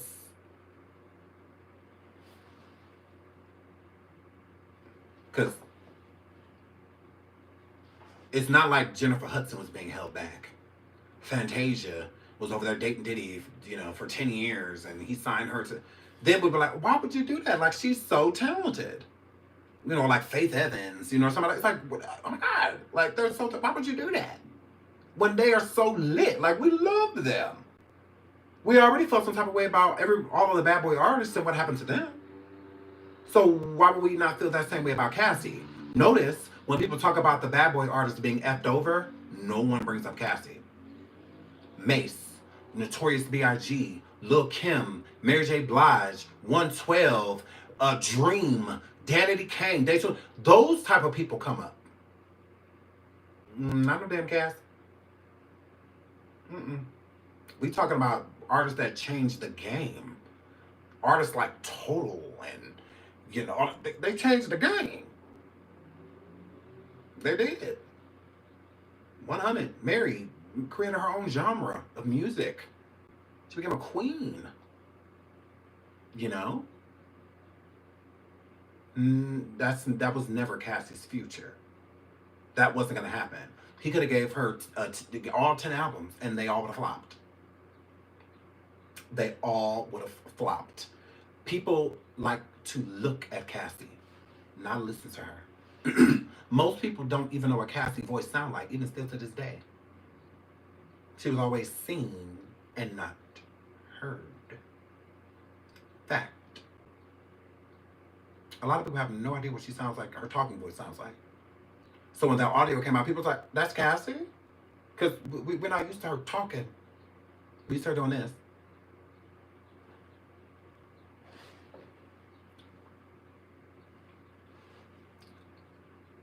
We used to that. Red carpet, stuff like we're not used to her getting on stage, grabbing a mic, and dancing off beat. We're not used to that. Not at all. If I'm keeping it real, we're not used to that. You just stand there and be pretty. That was your job, right? Besides madaming, that was your job. Like, we didn't even know your talking voice. Honestly, did you say that Diddy can guess 2 albums, both #1? Cassie's never had that, ever. Whether you like them or don't like them, they're still legendary. It was a group that came from nowhere. Strangers thrown in a group and dropped a #1 album. #1. That same group got back together in 3 months and put another #1 album together. Cassie couldn't even do that in 10 years. Correct. So yeah, Danity Kane, 2 albums, both #1. That's success. I would love to... You know how many people that were in groups and can't say that at all? I was in a successful group that had a #1 album. Nominated for all type of awards, even Grammys. Nominated first year out. There's not too many artists that can say that. They can. 2 platinum albums. 2, that's it. They only released 2 as a group. As the 5 of them. That's it. Legendary. It is. You see groups out here every day. They don't do shit. But they did. They sure did. Day 26 was an amazing group, and they couldn't even do that. They didn't even do that. And they still together, basically. They couldn't even get 1 #1, let alone 2. So, yeah, not a #1 single. album. They album went number one. Very impressive. Very impressive. So yeah, they were done wrong. We saw it, you know, on national television. Um, there was no reason that group had to break up. They did not have to. They just had a horrible leader. Then that's what Diddy was. Diddy broke that group apart deliberately because he got what he needed from it. So he didn't need anything else from them. And he was planning on moving on. This is what he does. You know? He didn't care. His ego has always been bigger than the music. You know? So yeah, shout out to Danny Kane. Love them, great group. You know? Very talented women. Very talented. Yeah, shout out to Day 26, all of them. Very talented groups. It's unfortunate they couldn't get their just due. The band, they were great. They were amazing. That sound that they all put together collectively, you don't just find that. You can't just throw people together and they make magic. They did. So they should be very proud of themselves, and they shouldn't like be down on themselves because they had a horrible leader. Because they were just following. They don't know the industry, what it entails, all of that. They don't know. Then it came 2 number 1 albums, 2 sold out tours. 2. So they don't make them like that no more. They don't. You know, TLC and groups like that had that type of success. So to come out the gate with that type of success, major. Like that's one of the girl groups that can go down in history, where you know the Destiny's Child and the TLCs and the SWVs and Escapes, and you know, you get to go down in history with those people, you know, as a successful all girl group, you know. So shout out to them. They should be happy. It's sad how it ended, but you know, they should be proud of themselves. They should definitely be patting themselves on the back, if you ask me. Okay, so let's get into more of what prosecutors have to say. So it says the prosecutor discussed Cassie Ventura Fine having trauma bonded with Combs to explain why she'd gone back to Combs after he allegedly R-worded her and had consensual SCX with him once. Girl, please hit the like, please hit the like, please hit the like. So I would have loved to hear prosecution explain this trauma bond. What is the bond and what is the trauma? Because I'm confused by that. It just seems like y'all just throwing words around. Because, and then you also try to say, after, and then had consensual SCX with him once. What about the freak-offs? So does that not count that she was still going to where he was and him watching her sleep with other men while he got sexual gratification from watching? So does that not count? Or are we dumbing this down to try to make Cassie look like more of a victim than she actually was? Because that's a way of eating your words, because prosecution never said that on the stand when they brought up Cassie being R-worded by him. They never brought up anything of consensual SEX nature after that. Because they didn't know. Yeah, they were definitely blindsided by that. And they were blindsided because of Cassie. Cassie blindsided them. Because they could have been prepared for that defense if she would have just been honest about it. She chose not to be. Sucky. Please hit the like, please hit the like, please hit the like. So again, as a juror, I would be sitting there looking like, yeah, no, not at all. Not at all. Girl, I heard the audio, Rosalind. Girl, prosecutors laid ground for racketeering charge. Prosecutor Christy Slavic alleged that Combs is the head of a criminal enterprise as she walked jurors through racketeering charges against the mogul. She pointed out allegations Combs physically and sexually abused Cassie Ventura Fine and Jane over and over again, and worked with his staff to force women into offs. The concept is simple, Slavic said, calling racketeering the act of committing a crime as part of a group. They're more powerful and more dangerous. Remember, it's his kingdom. Everyone was there to serve him. She added, alleging Combs' staff made it their mission to promote his power and stature. Well, including Cassie, right? Including Cassie, right? Let me check. Let me check. Including Cassie, right? Hold on, I think I already have it. I don't even think I'll search it. Including her, right? I'm confused by that. I'm confused by that. Including Cassie, right?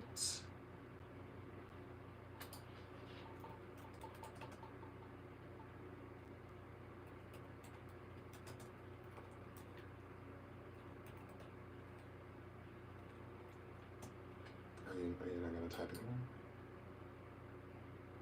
Okay. Okay, I'm just checking real quick. Let me...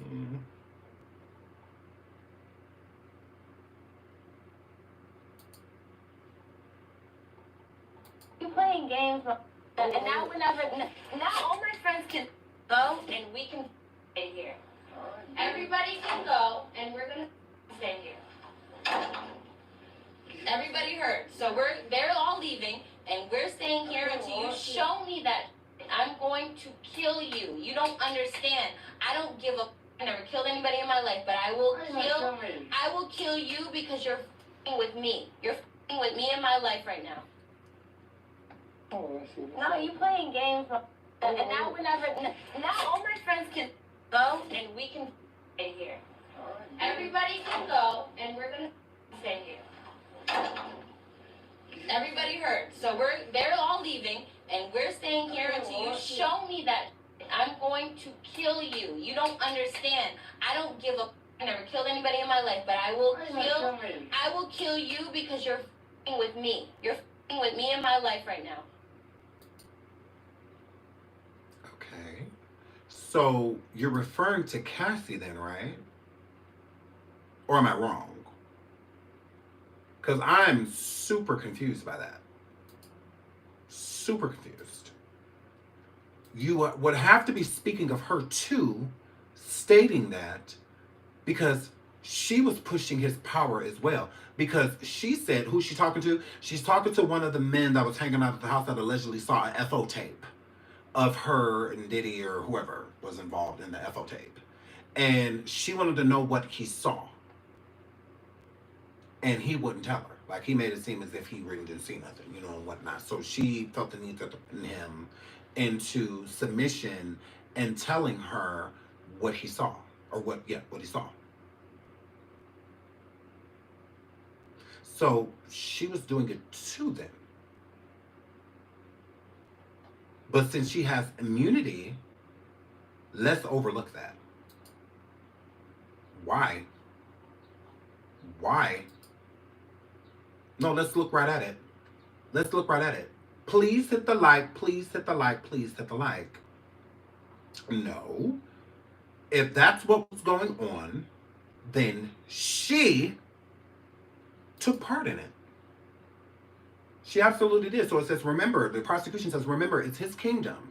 Everyone was there to serve him. She added, alleging Combs' staff made it their mission to promote his power and stature. Well, if Cassie stated that this audio was her doing this because Diddy told her to, wasn't she doing the same thing?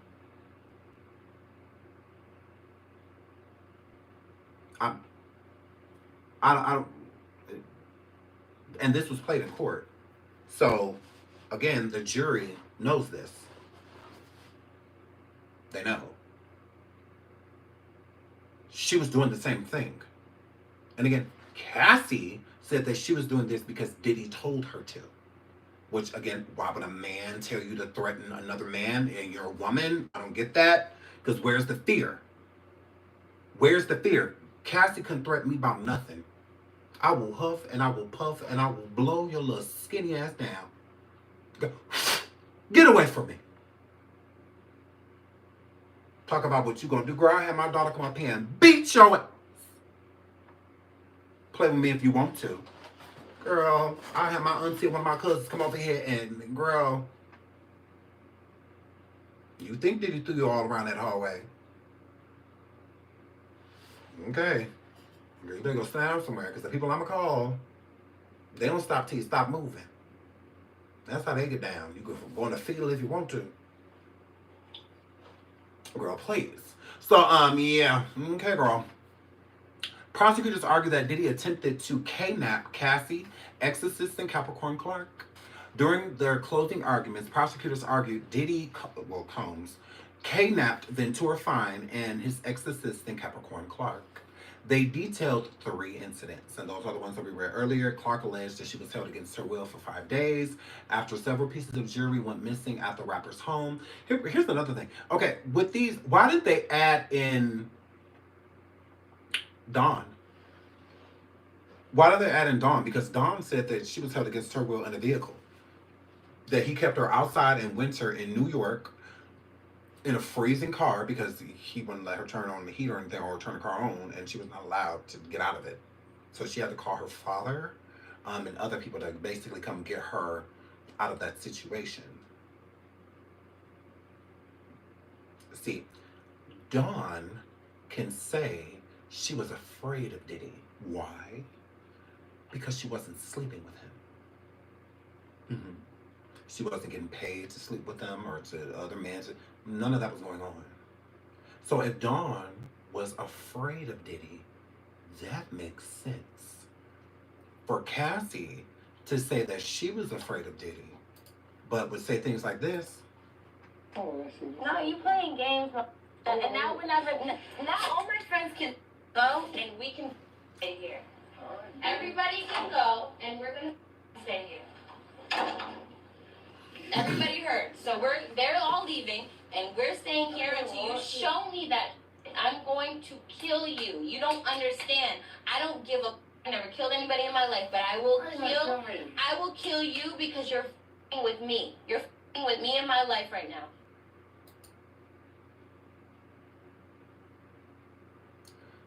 How was her life being? How's he messing with your life? You mean your FOs? You being a madam? Is that what that were? Because another thing that annoys me, and what's not being brought up when it comes to Cassie, is that Diddy left her alone multiple times. He did. Mm-hmm. See, the whole Kid Cudi situation, she's trying to make it seem like he was trying to force her to come back. You left out in your lawsuit that you were willingly doing FOs while you were dating Kid Cudi. You were still going back to Diddy doing FOs.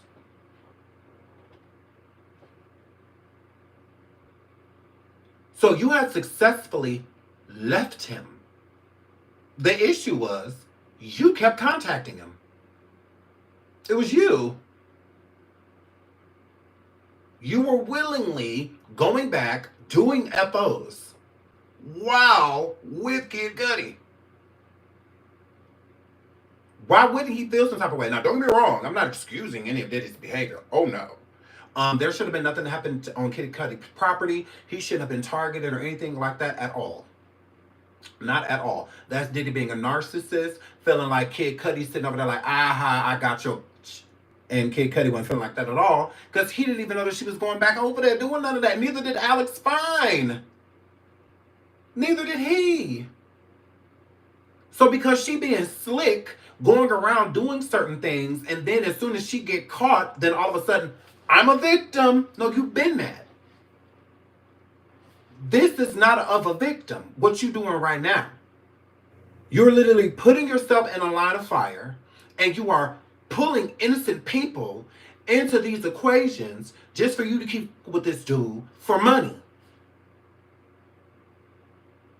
Now people cars being set ablaze and all that, all because you are a raging addict that is a madam 3-4 days out of the week for a man you swear you petrified of. But you keep leaving. Yes, Thundercloud. She was. But she wanted to push a narrative that he forced her to do drugs and she got addicted to him. No, you liked doing them. You did. Because even when you weren't with him, he was calling to cut off your plugs and whatnot because you were using him as a line of credit. He wasn't calling, shutting down the people that she was going to, his mules, and stuff like that, because she was buying from them. No, she fronting and said he gonna pay him. So then he cut her off. Like, I ain't even seen you. Like, you've been here and there. You with this month and that month. I don't mean what? But you going around telling people to basically give you a kilo and Diddy gonna handle it. Call Diddy for the money. That's why he cut you off. Because you were an addict. And you admitted that you were an addict. But you want to blame Diddy. No, that was you. You didn't have to do no drugs. You didn't. Now, do I believe Diddy introduced you to them? Yes. I do believe he did. But once you get hooked on something, you hooked. You don't have to do a whole bunch of stuff to become addicted. All it takes is one time. That's it. Because it's different when your body wants it. You're addicted. Your body needs it. Your body's craving. You're having withdrawals and all of that. That is different at that point. And all it takes is one time for your body to crave it. It's not even a you thing. Most addicts don't want to do it at all. It's in order for them not to feel pain and to be sitting there dry heaving and stomach all turned up and, you know, they can't think, they feel like they can't breathe, you know, all of that, like, you're an addict. So you have to feed your addiction. But you don't want to get up there and tell the jury that a lot of the times where you were going back to do FOs and stuff like that was due to you needing drugs. And you knew he had them by the you know. You knew he had them in droves. You know, there's plenty of it. It's all around him. So I'm fiending, I'm sweating and scratching and itching and shit. Let me go on over here with this UTI and bust it open. You get something to drink, girl. It was that dire. Girl, you got bumps and lesions and all of this stuff in your mouth and all of that, but you still going over there. You still going over there. You still, open your mouth. You human toilet. You still going over there doing all that. Why? Because you were an addict. Just like Diddy. Diddy got arrested high. Diddy got arrested and they took paraphernalia from him. He's an addict. This is the cleanest Diddy done been in years. This year, him being in jail, about to be a year, coming September, is the only sober year he done had since the 90s. Shout out to Tasha Sherry. Thank you so much, sweetheart, for the super sticker. I love you, Tasha. I love you, baby. Mwah. I love you, Tasha. Yeah. So this is the sober he's been since 8 or 9. And been sober since.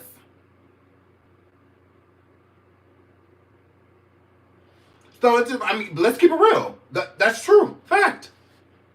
He's been doing this for a very long time. This ain't just start happening 2 years ago. All of a sudden, Diddy. No, he's been an addict. Been one. There's stories even from the early 90s and whatnot about him and his actions and what the things that he was doing and what he's been doing shit. His erratic behavior, all of that stuff, all of him, he's an addict. 100% a rich one. So he don't have to go without. That's why he done OD'd multiple times and all of that done had to been brought back. You know, all of that, like, yeah. He been like this. This ain't nothing new. Maybe new to her, getting with him in 2009, him date the baby. I mean, new to you. But not people that's been around since Biggie Give Me One More Chance. We been new. He was high on that boat.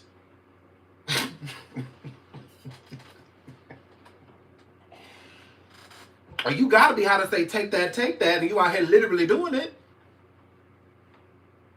You gotta be high. For that to be your signature, take that. And you literally out here taking the coochie. So it's like, yeah. Hello? Right. Because you knew Mary was high.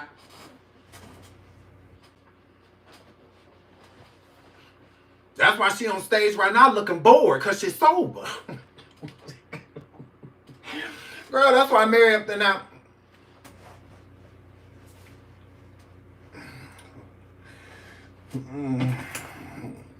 I can't remember when.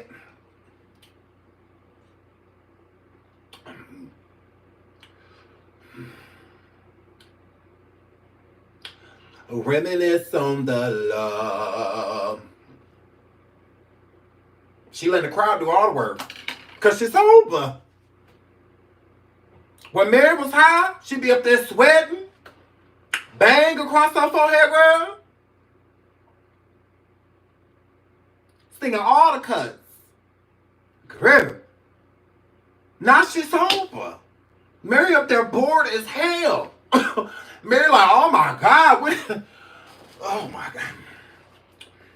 I got another show. God, I just want to go lay down. Like, girl. Mary used to be up there fighting invisible people and all that on stage, girl. Kicking and all that, girl. In them boots, girl. Yeah. She ain't doing nothing, man. She's sober. Diddy be on every stage high. Everyone. So that because people saying that now, oh, Mary done look like she done checked out. Yeah, she's sober. Like, yeah. And I'm glad. I'm glad she's sober. Good for her. Happy for her. You know? Yes. Mary was up there fighting invisible people. Pointing this way and telling the drums to hit them drums, and they right behind her. Man, hit the drums. And they behind her looking at her like,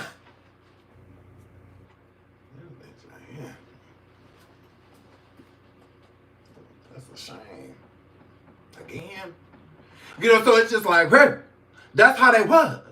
But now, Mary up there, sober and conscious. Mary ain't got time to be. She ain't got time for it. She wanna go home. Mary wanna go lay down. Mary ain't got the.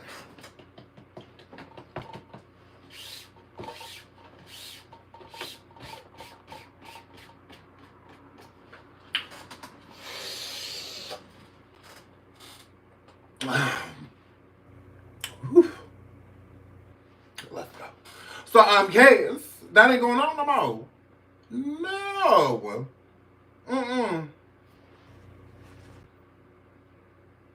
Okay? That's what that's worth. So it's the same thing with Cassie. She's sober now. So now sitting back thinking, she realized that she really up. She did. She treated a lot of people bad. She did the horrible. I mean, literally. No, you playing games.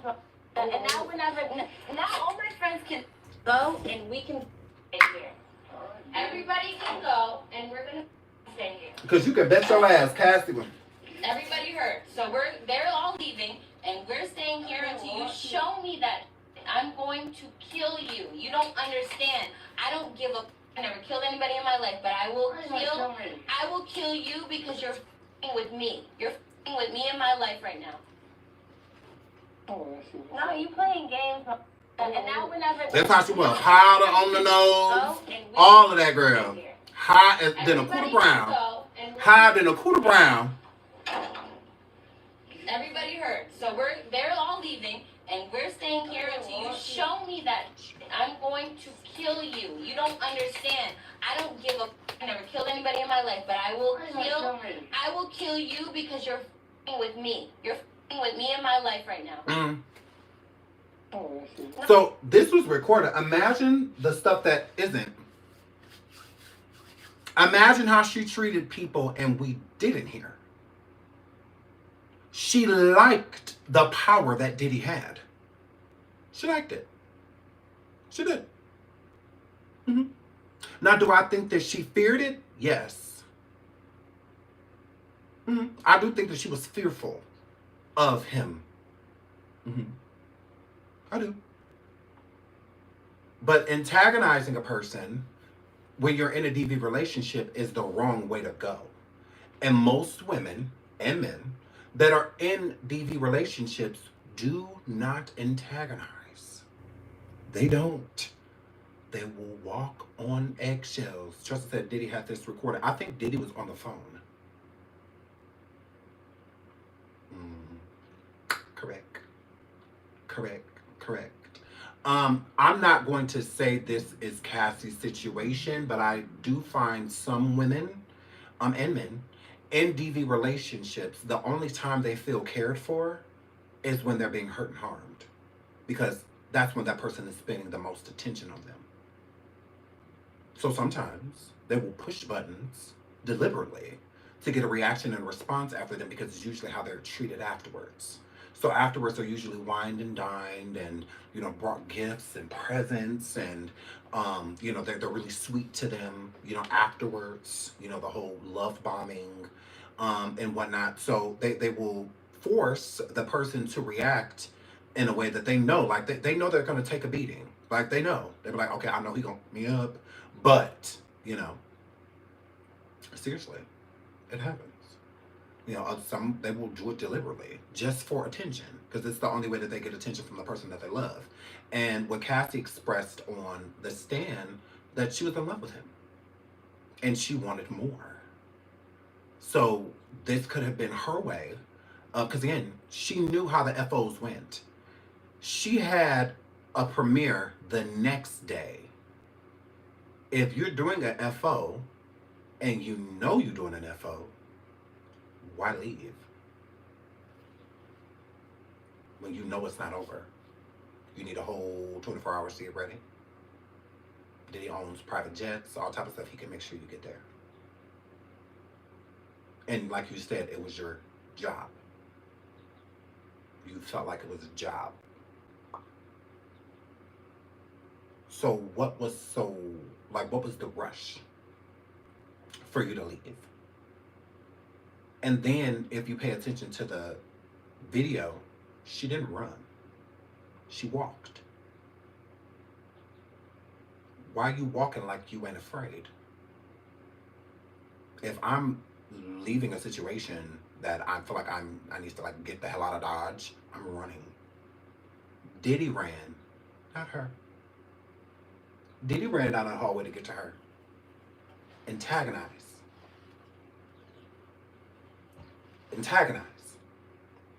It's what it gave. Remember Ike and Tina? They would always try each other. They would always antagonize each other. It wasn't just Ike. It was Tina too. Tina would antagonize him. She would. Now, again, no excuse for putting your hands on anybody. Not at all. But if I know a person's reaction, I'm not antagonizing them. If I know that my mom is going to knock me out, if I say certain things, I know she's going to get me, I'm not going to antagonize her. Why would I do that? That's stupid. Why? If I know my daughter is maybe feeling a way about her weight or something like that, like because her weight's fluctuating, why would I antagonize her by saying things that I know is going to hurt her feelings? Why would I do that? That doesn't make any sense. Cause and effect. If I know that my dude puts his hands on me, and it only takes, little things for him to feel the need to do so, why would I antagonize him? I'm not going to do that. I'm not going to antagonize him. I will do nothing to make him feel like he needs to hurt me. I'm not going to do that. But Cassie deliberately left that hotel room. And how you know it's deliberate? Because Diddy wasn't far behind. He wasn't far behind. She wanted him to know that she was leaving. See, she's not telling the whole story. Again, what he did to her should have never happened. And he should go to jail for what he did to her. Because it don't matter if she antagonized you or not. You should not be putting your hands on her. Your feet and all that throwing things. You shouldn't be doing none of that. None of it. But with her cowering down on that ground like that, this is how you know that this is behavior that she's used to. She's used to this. Like, this is her first rodeo. going into the fetal position to let a person know, like, I'm submitting, I'm not going to hurt or harm you. I don't think she ever truly has, like, within that way. But I do believe that Cassie has put her hands on Diddy. Absolutely. It's a toxic relationship. Why would I believe that Cassie didn't put her hands on Diddy when she said this to a man? No, you playing games. And now now all my friends can go and we can stay here. Everybody can go and we're gonna stay here. Everybody heard. So they're all leaving and we're staying here until you show me that. I'm going to kill you. You don't understand. I don't give a. I never killed anybody in my life, but I will kill you because you're with me. You're with me in my life right now. So but I'm supposed to believe that she's not just as toxic as Diddy when he taught her everything she knows. I don't think that it's just that with Diddy. I feel it's the same thing with Alex. I feel like she was over there whipping Alex's ass.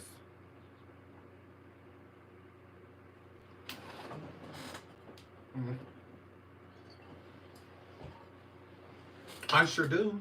I feel like she was over there weighing him out.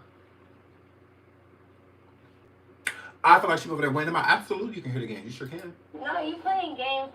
And now now all my friends can go and we can stay here. Everybody can go and we're gonna stay here.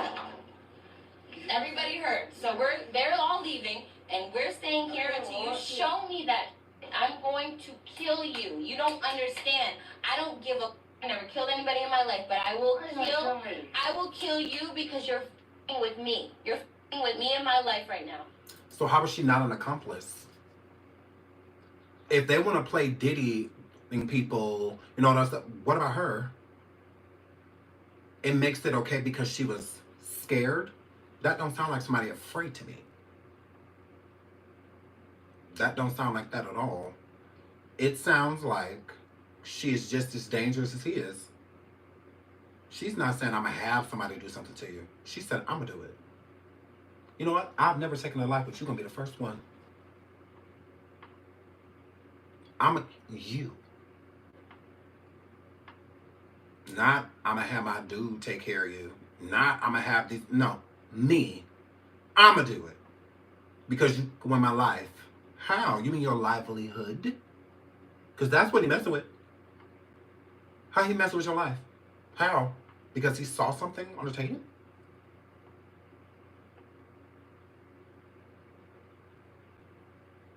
She stated herself that she didn't trust Jonathan Oddie.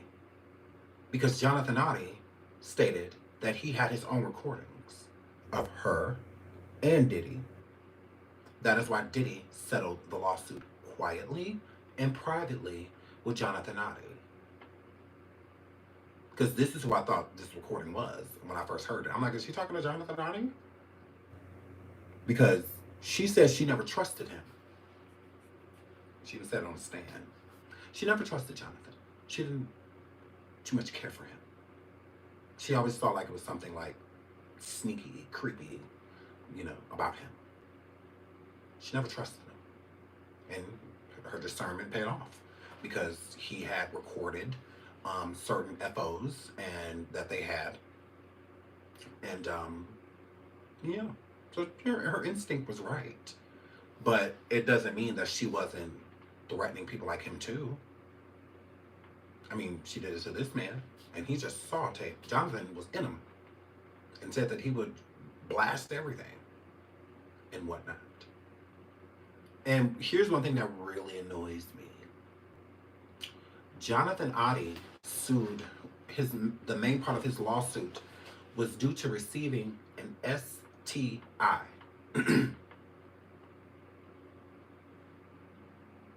An STI. Correct. Yeah. But that one brought up in court. Why would Cassie verify she knows Jonathan and that Jonathan was one of the FOs? But this FO sued Diddy successfully. And his main gripe in his lawsuit was that he contracted herpes. Diddy did not want that out there. I'm supposed to believe that there are no FO tapes of Usher, but he has the same thing allegedly.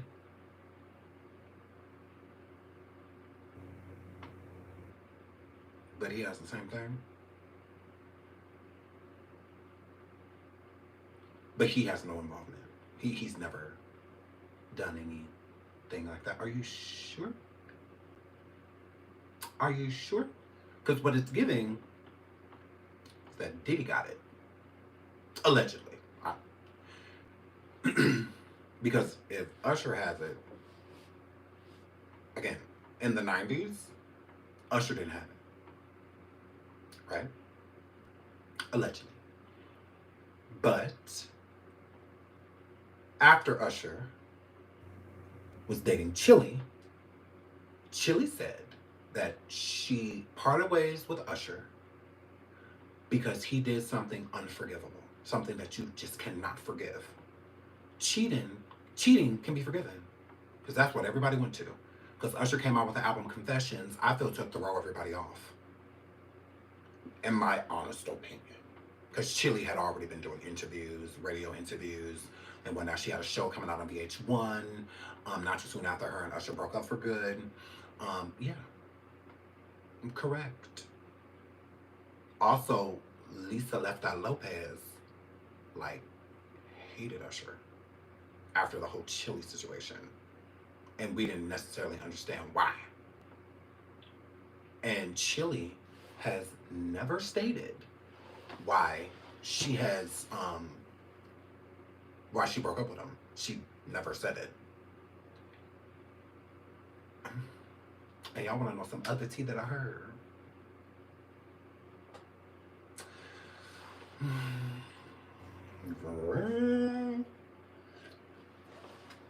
Some other tea that I heard, girl.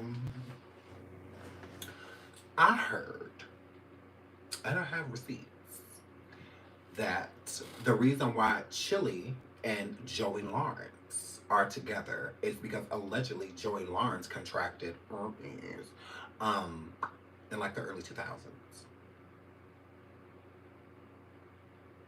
So if she allegedly got it from Usher and he already had it, it would make sense for them to date because they both already have it, allegedly.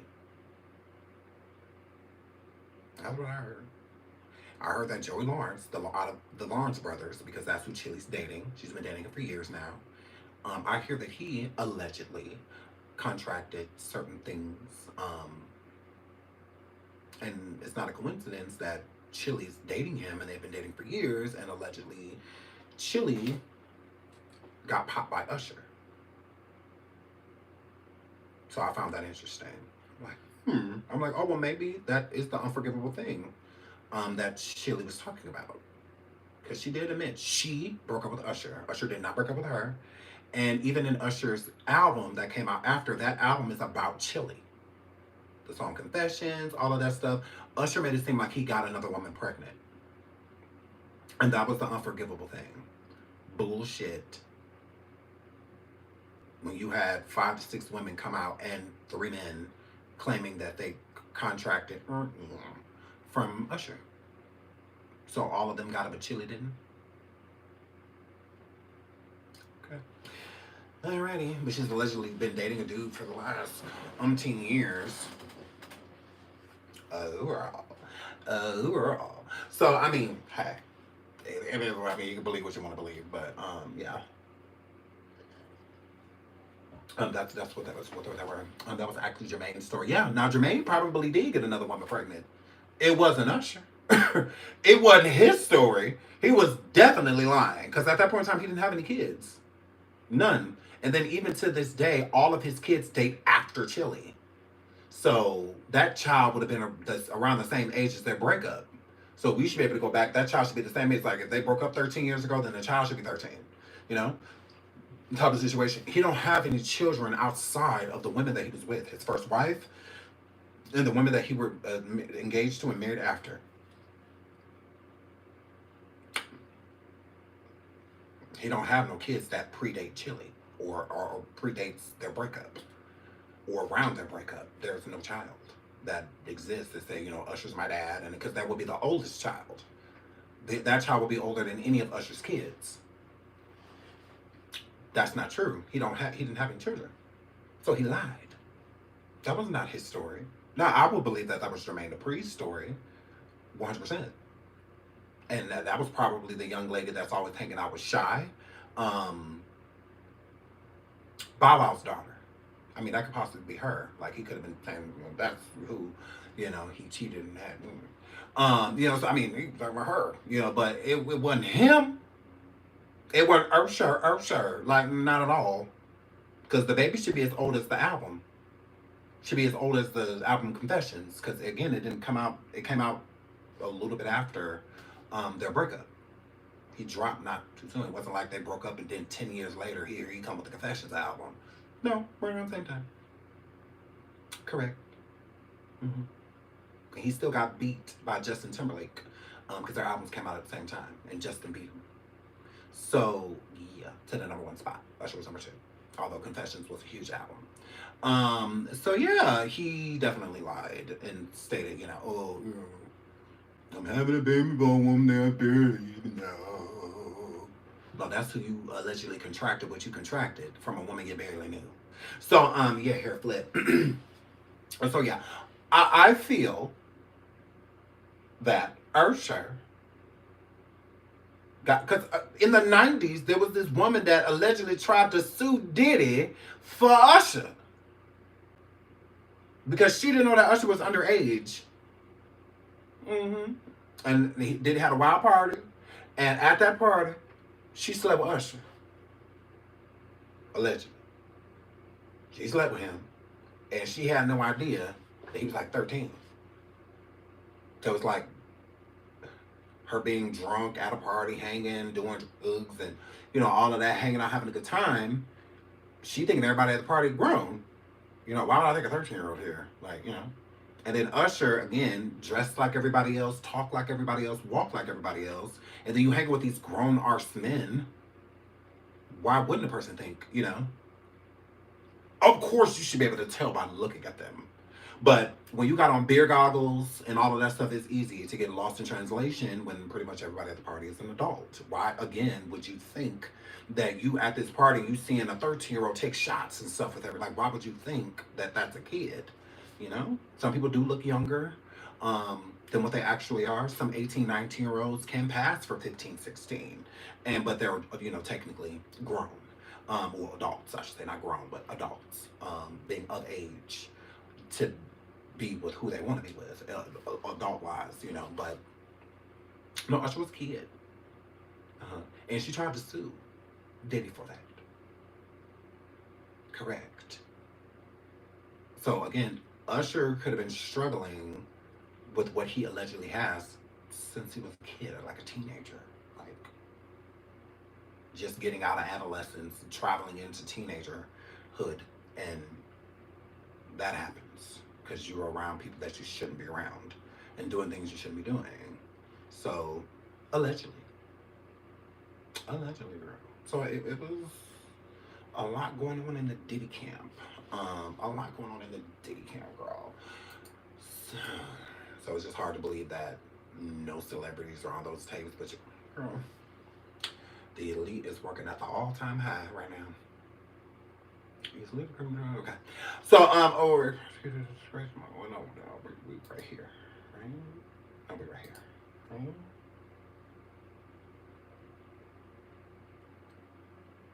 Better scroll up, Lord.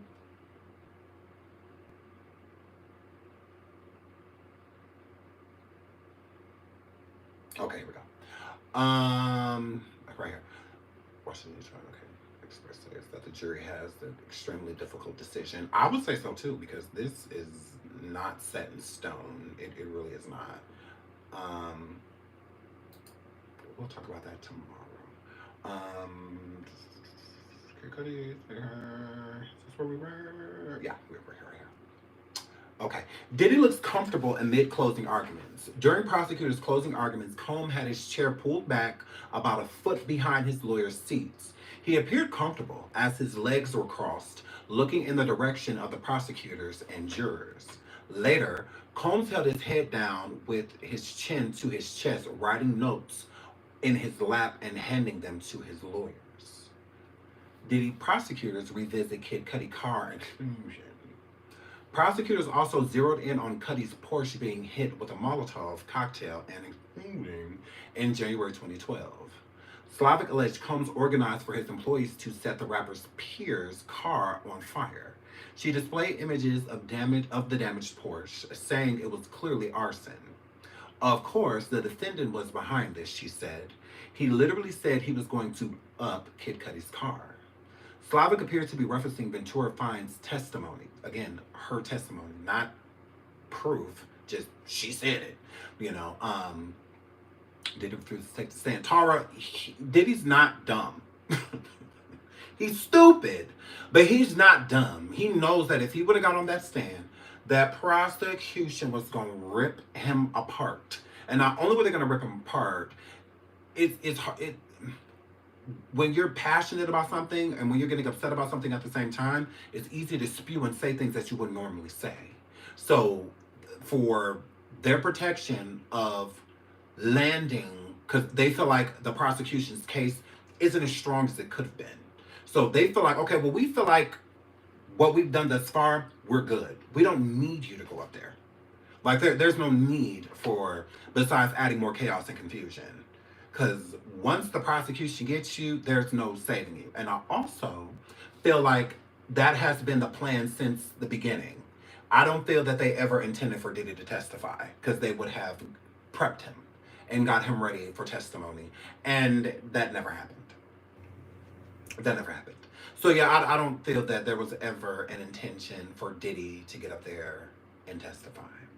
That was not going to happen at all from jump.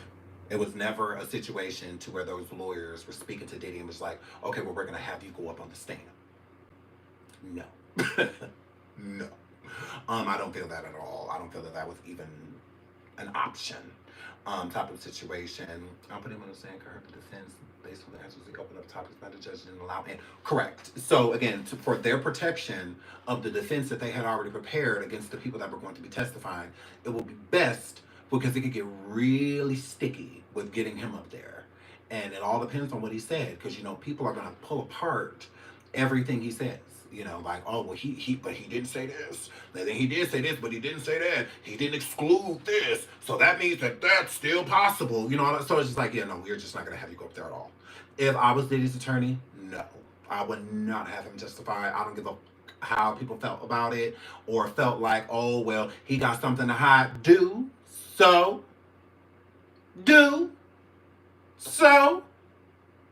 Look at what they did to Cassie. So you don't think that was going to happen to Diddy too? Oh, you know. Look at how they did Don Richard. And no, you will not. The closest you will get to that stand and sit next to us, the closest you're going to get to that stand is when you're walking past it to come sit down. And don't walk too slow. Run and get over here and sit down.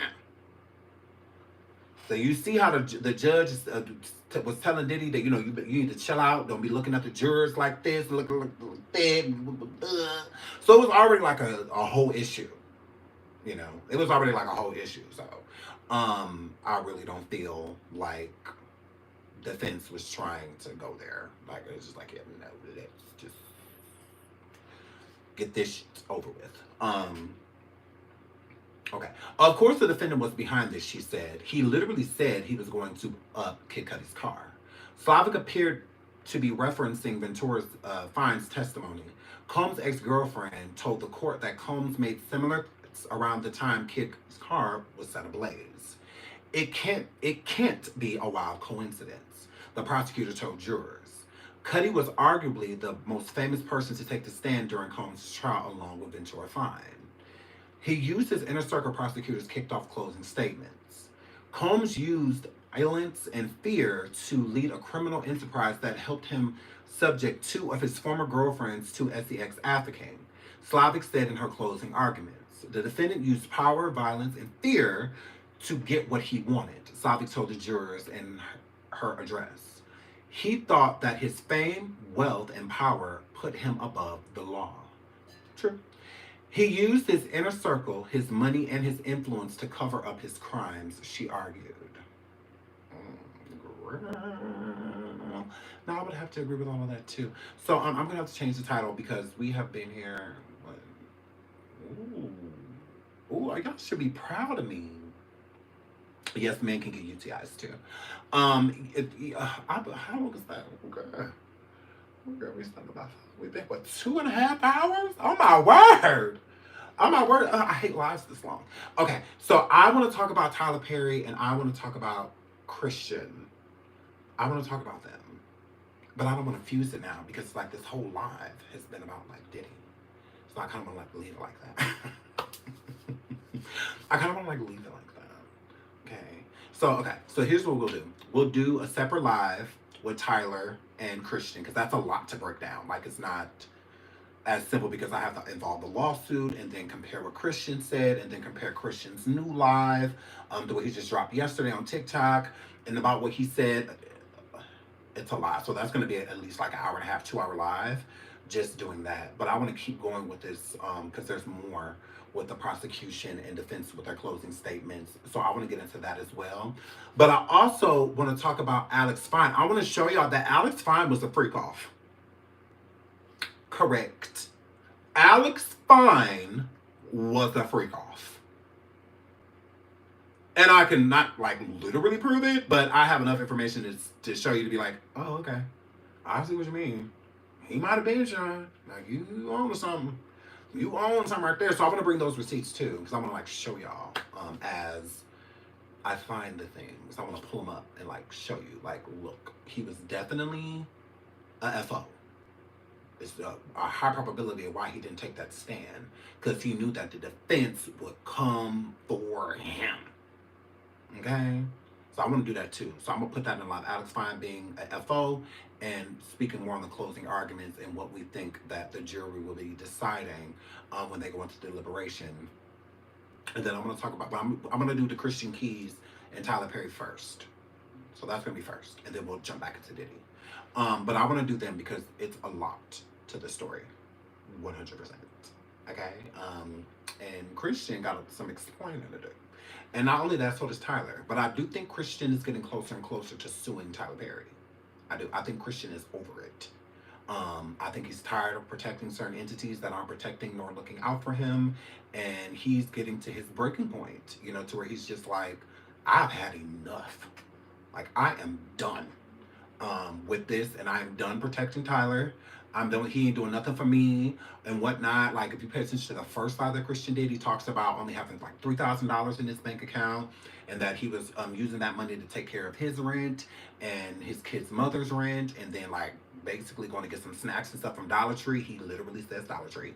So it gives Christian is ready, and I think that Derek helped him.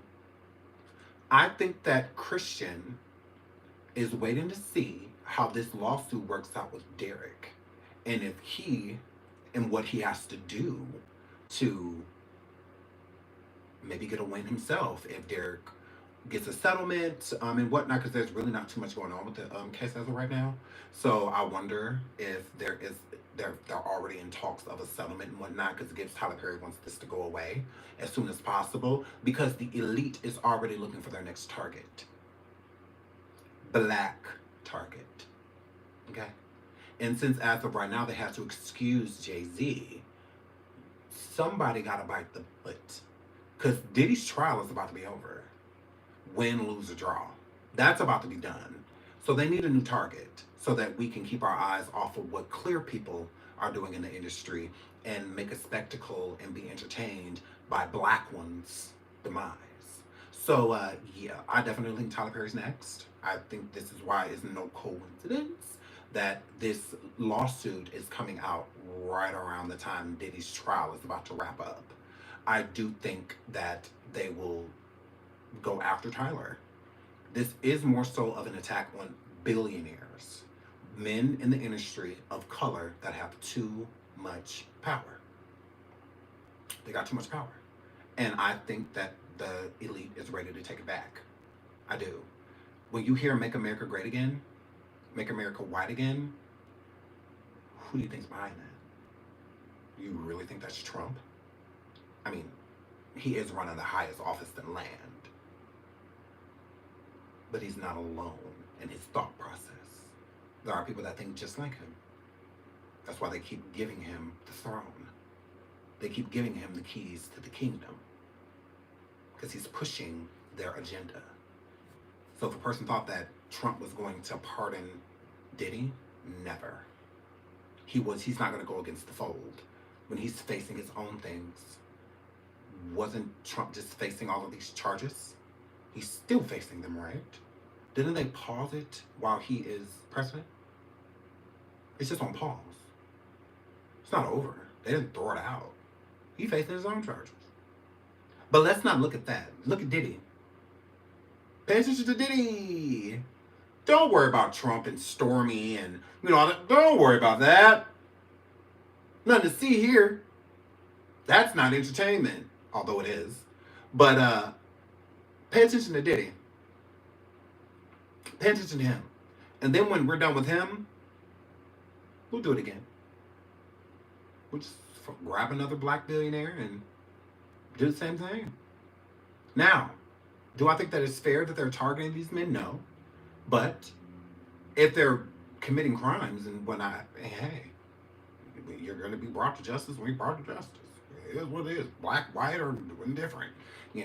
So it is what it is. But we will be back live to talk about those things, okay? So I appreciate y'all being here. Thank y'all so much for the super stickers and liking the video. 400 likes. Thank y'all so much. I love you guys. We will be back. I hope y'all enjoyed. And until the next live, y'all take care of yourselves. Stay prayed up, all right? I love you guys. Until then, bye!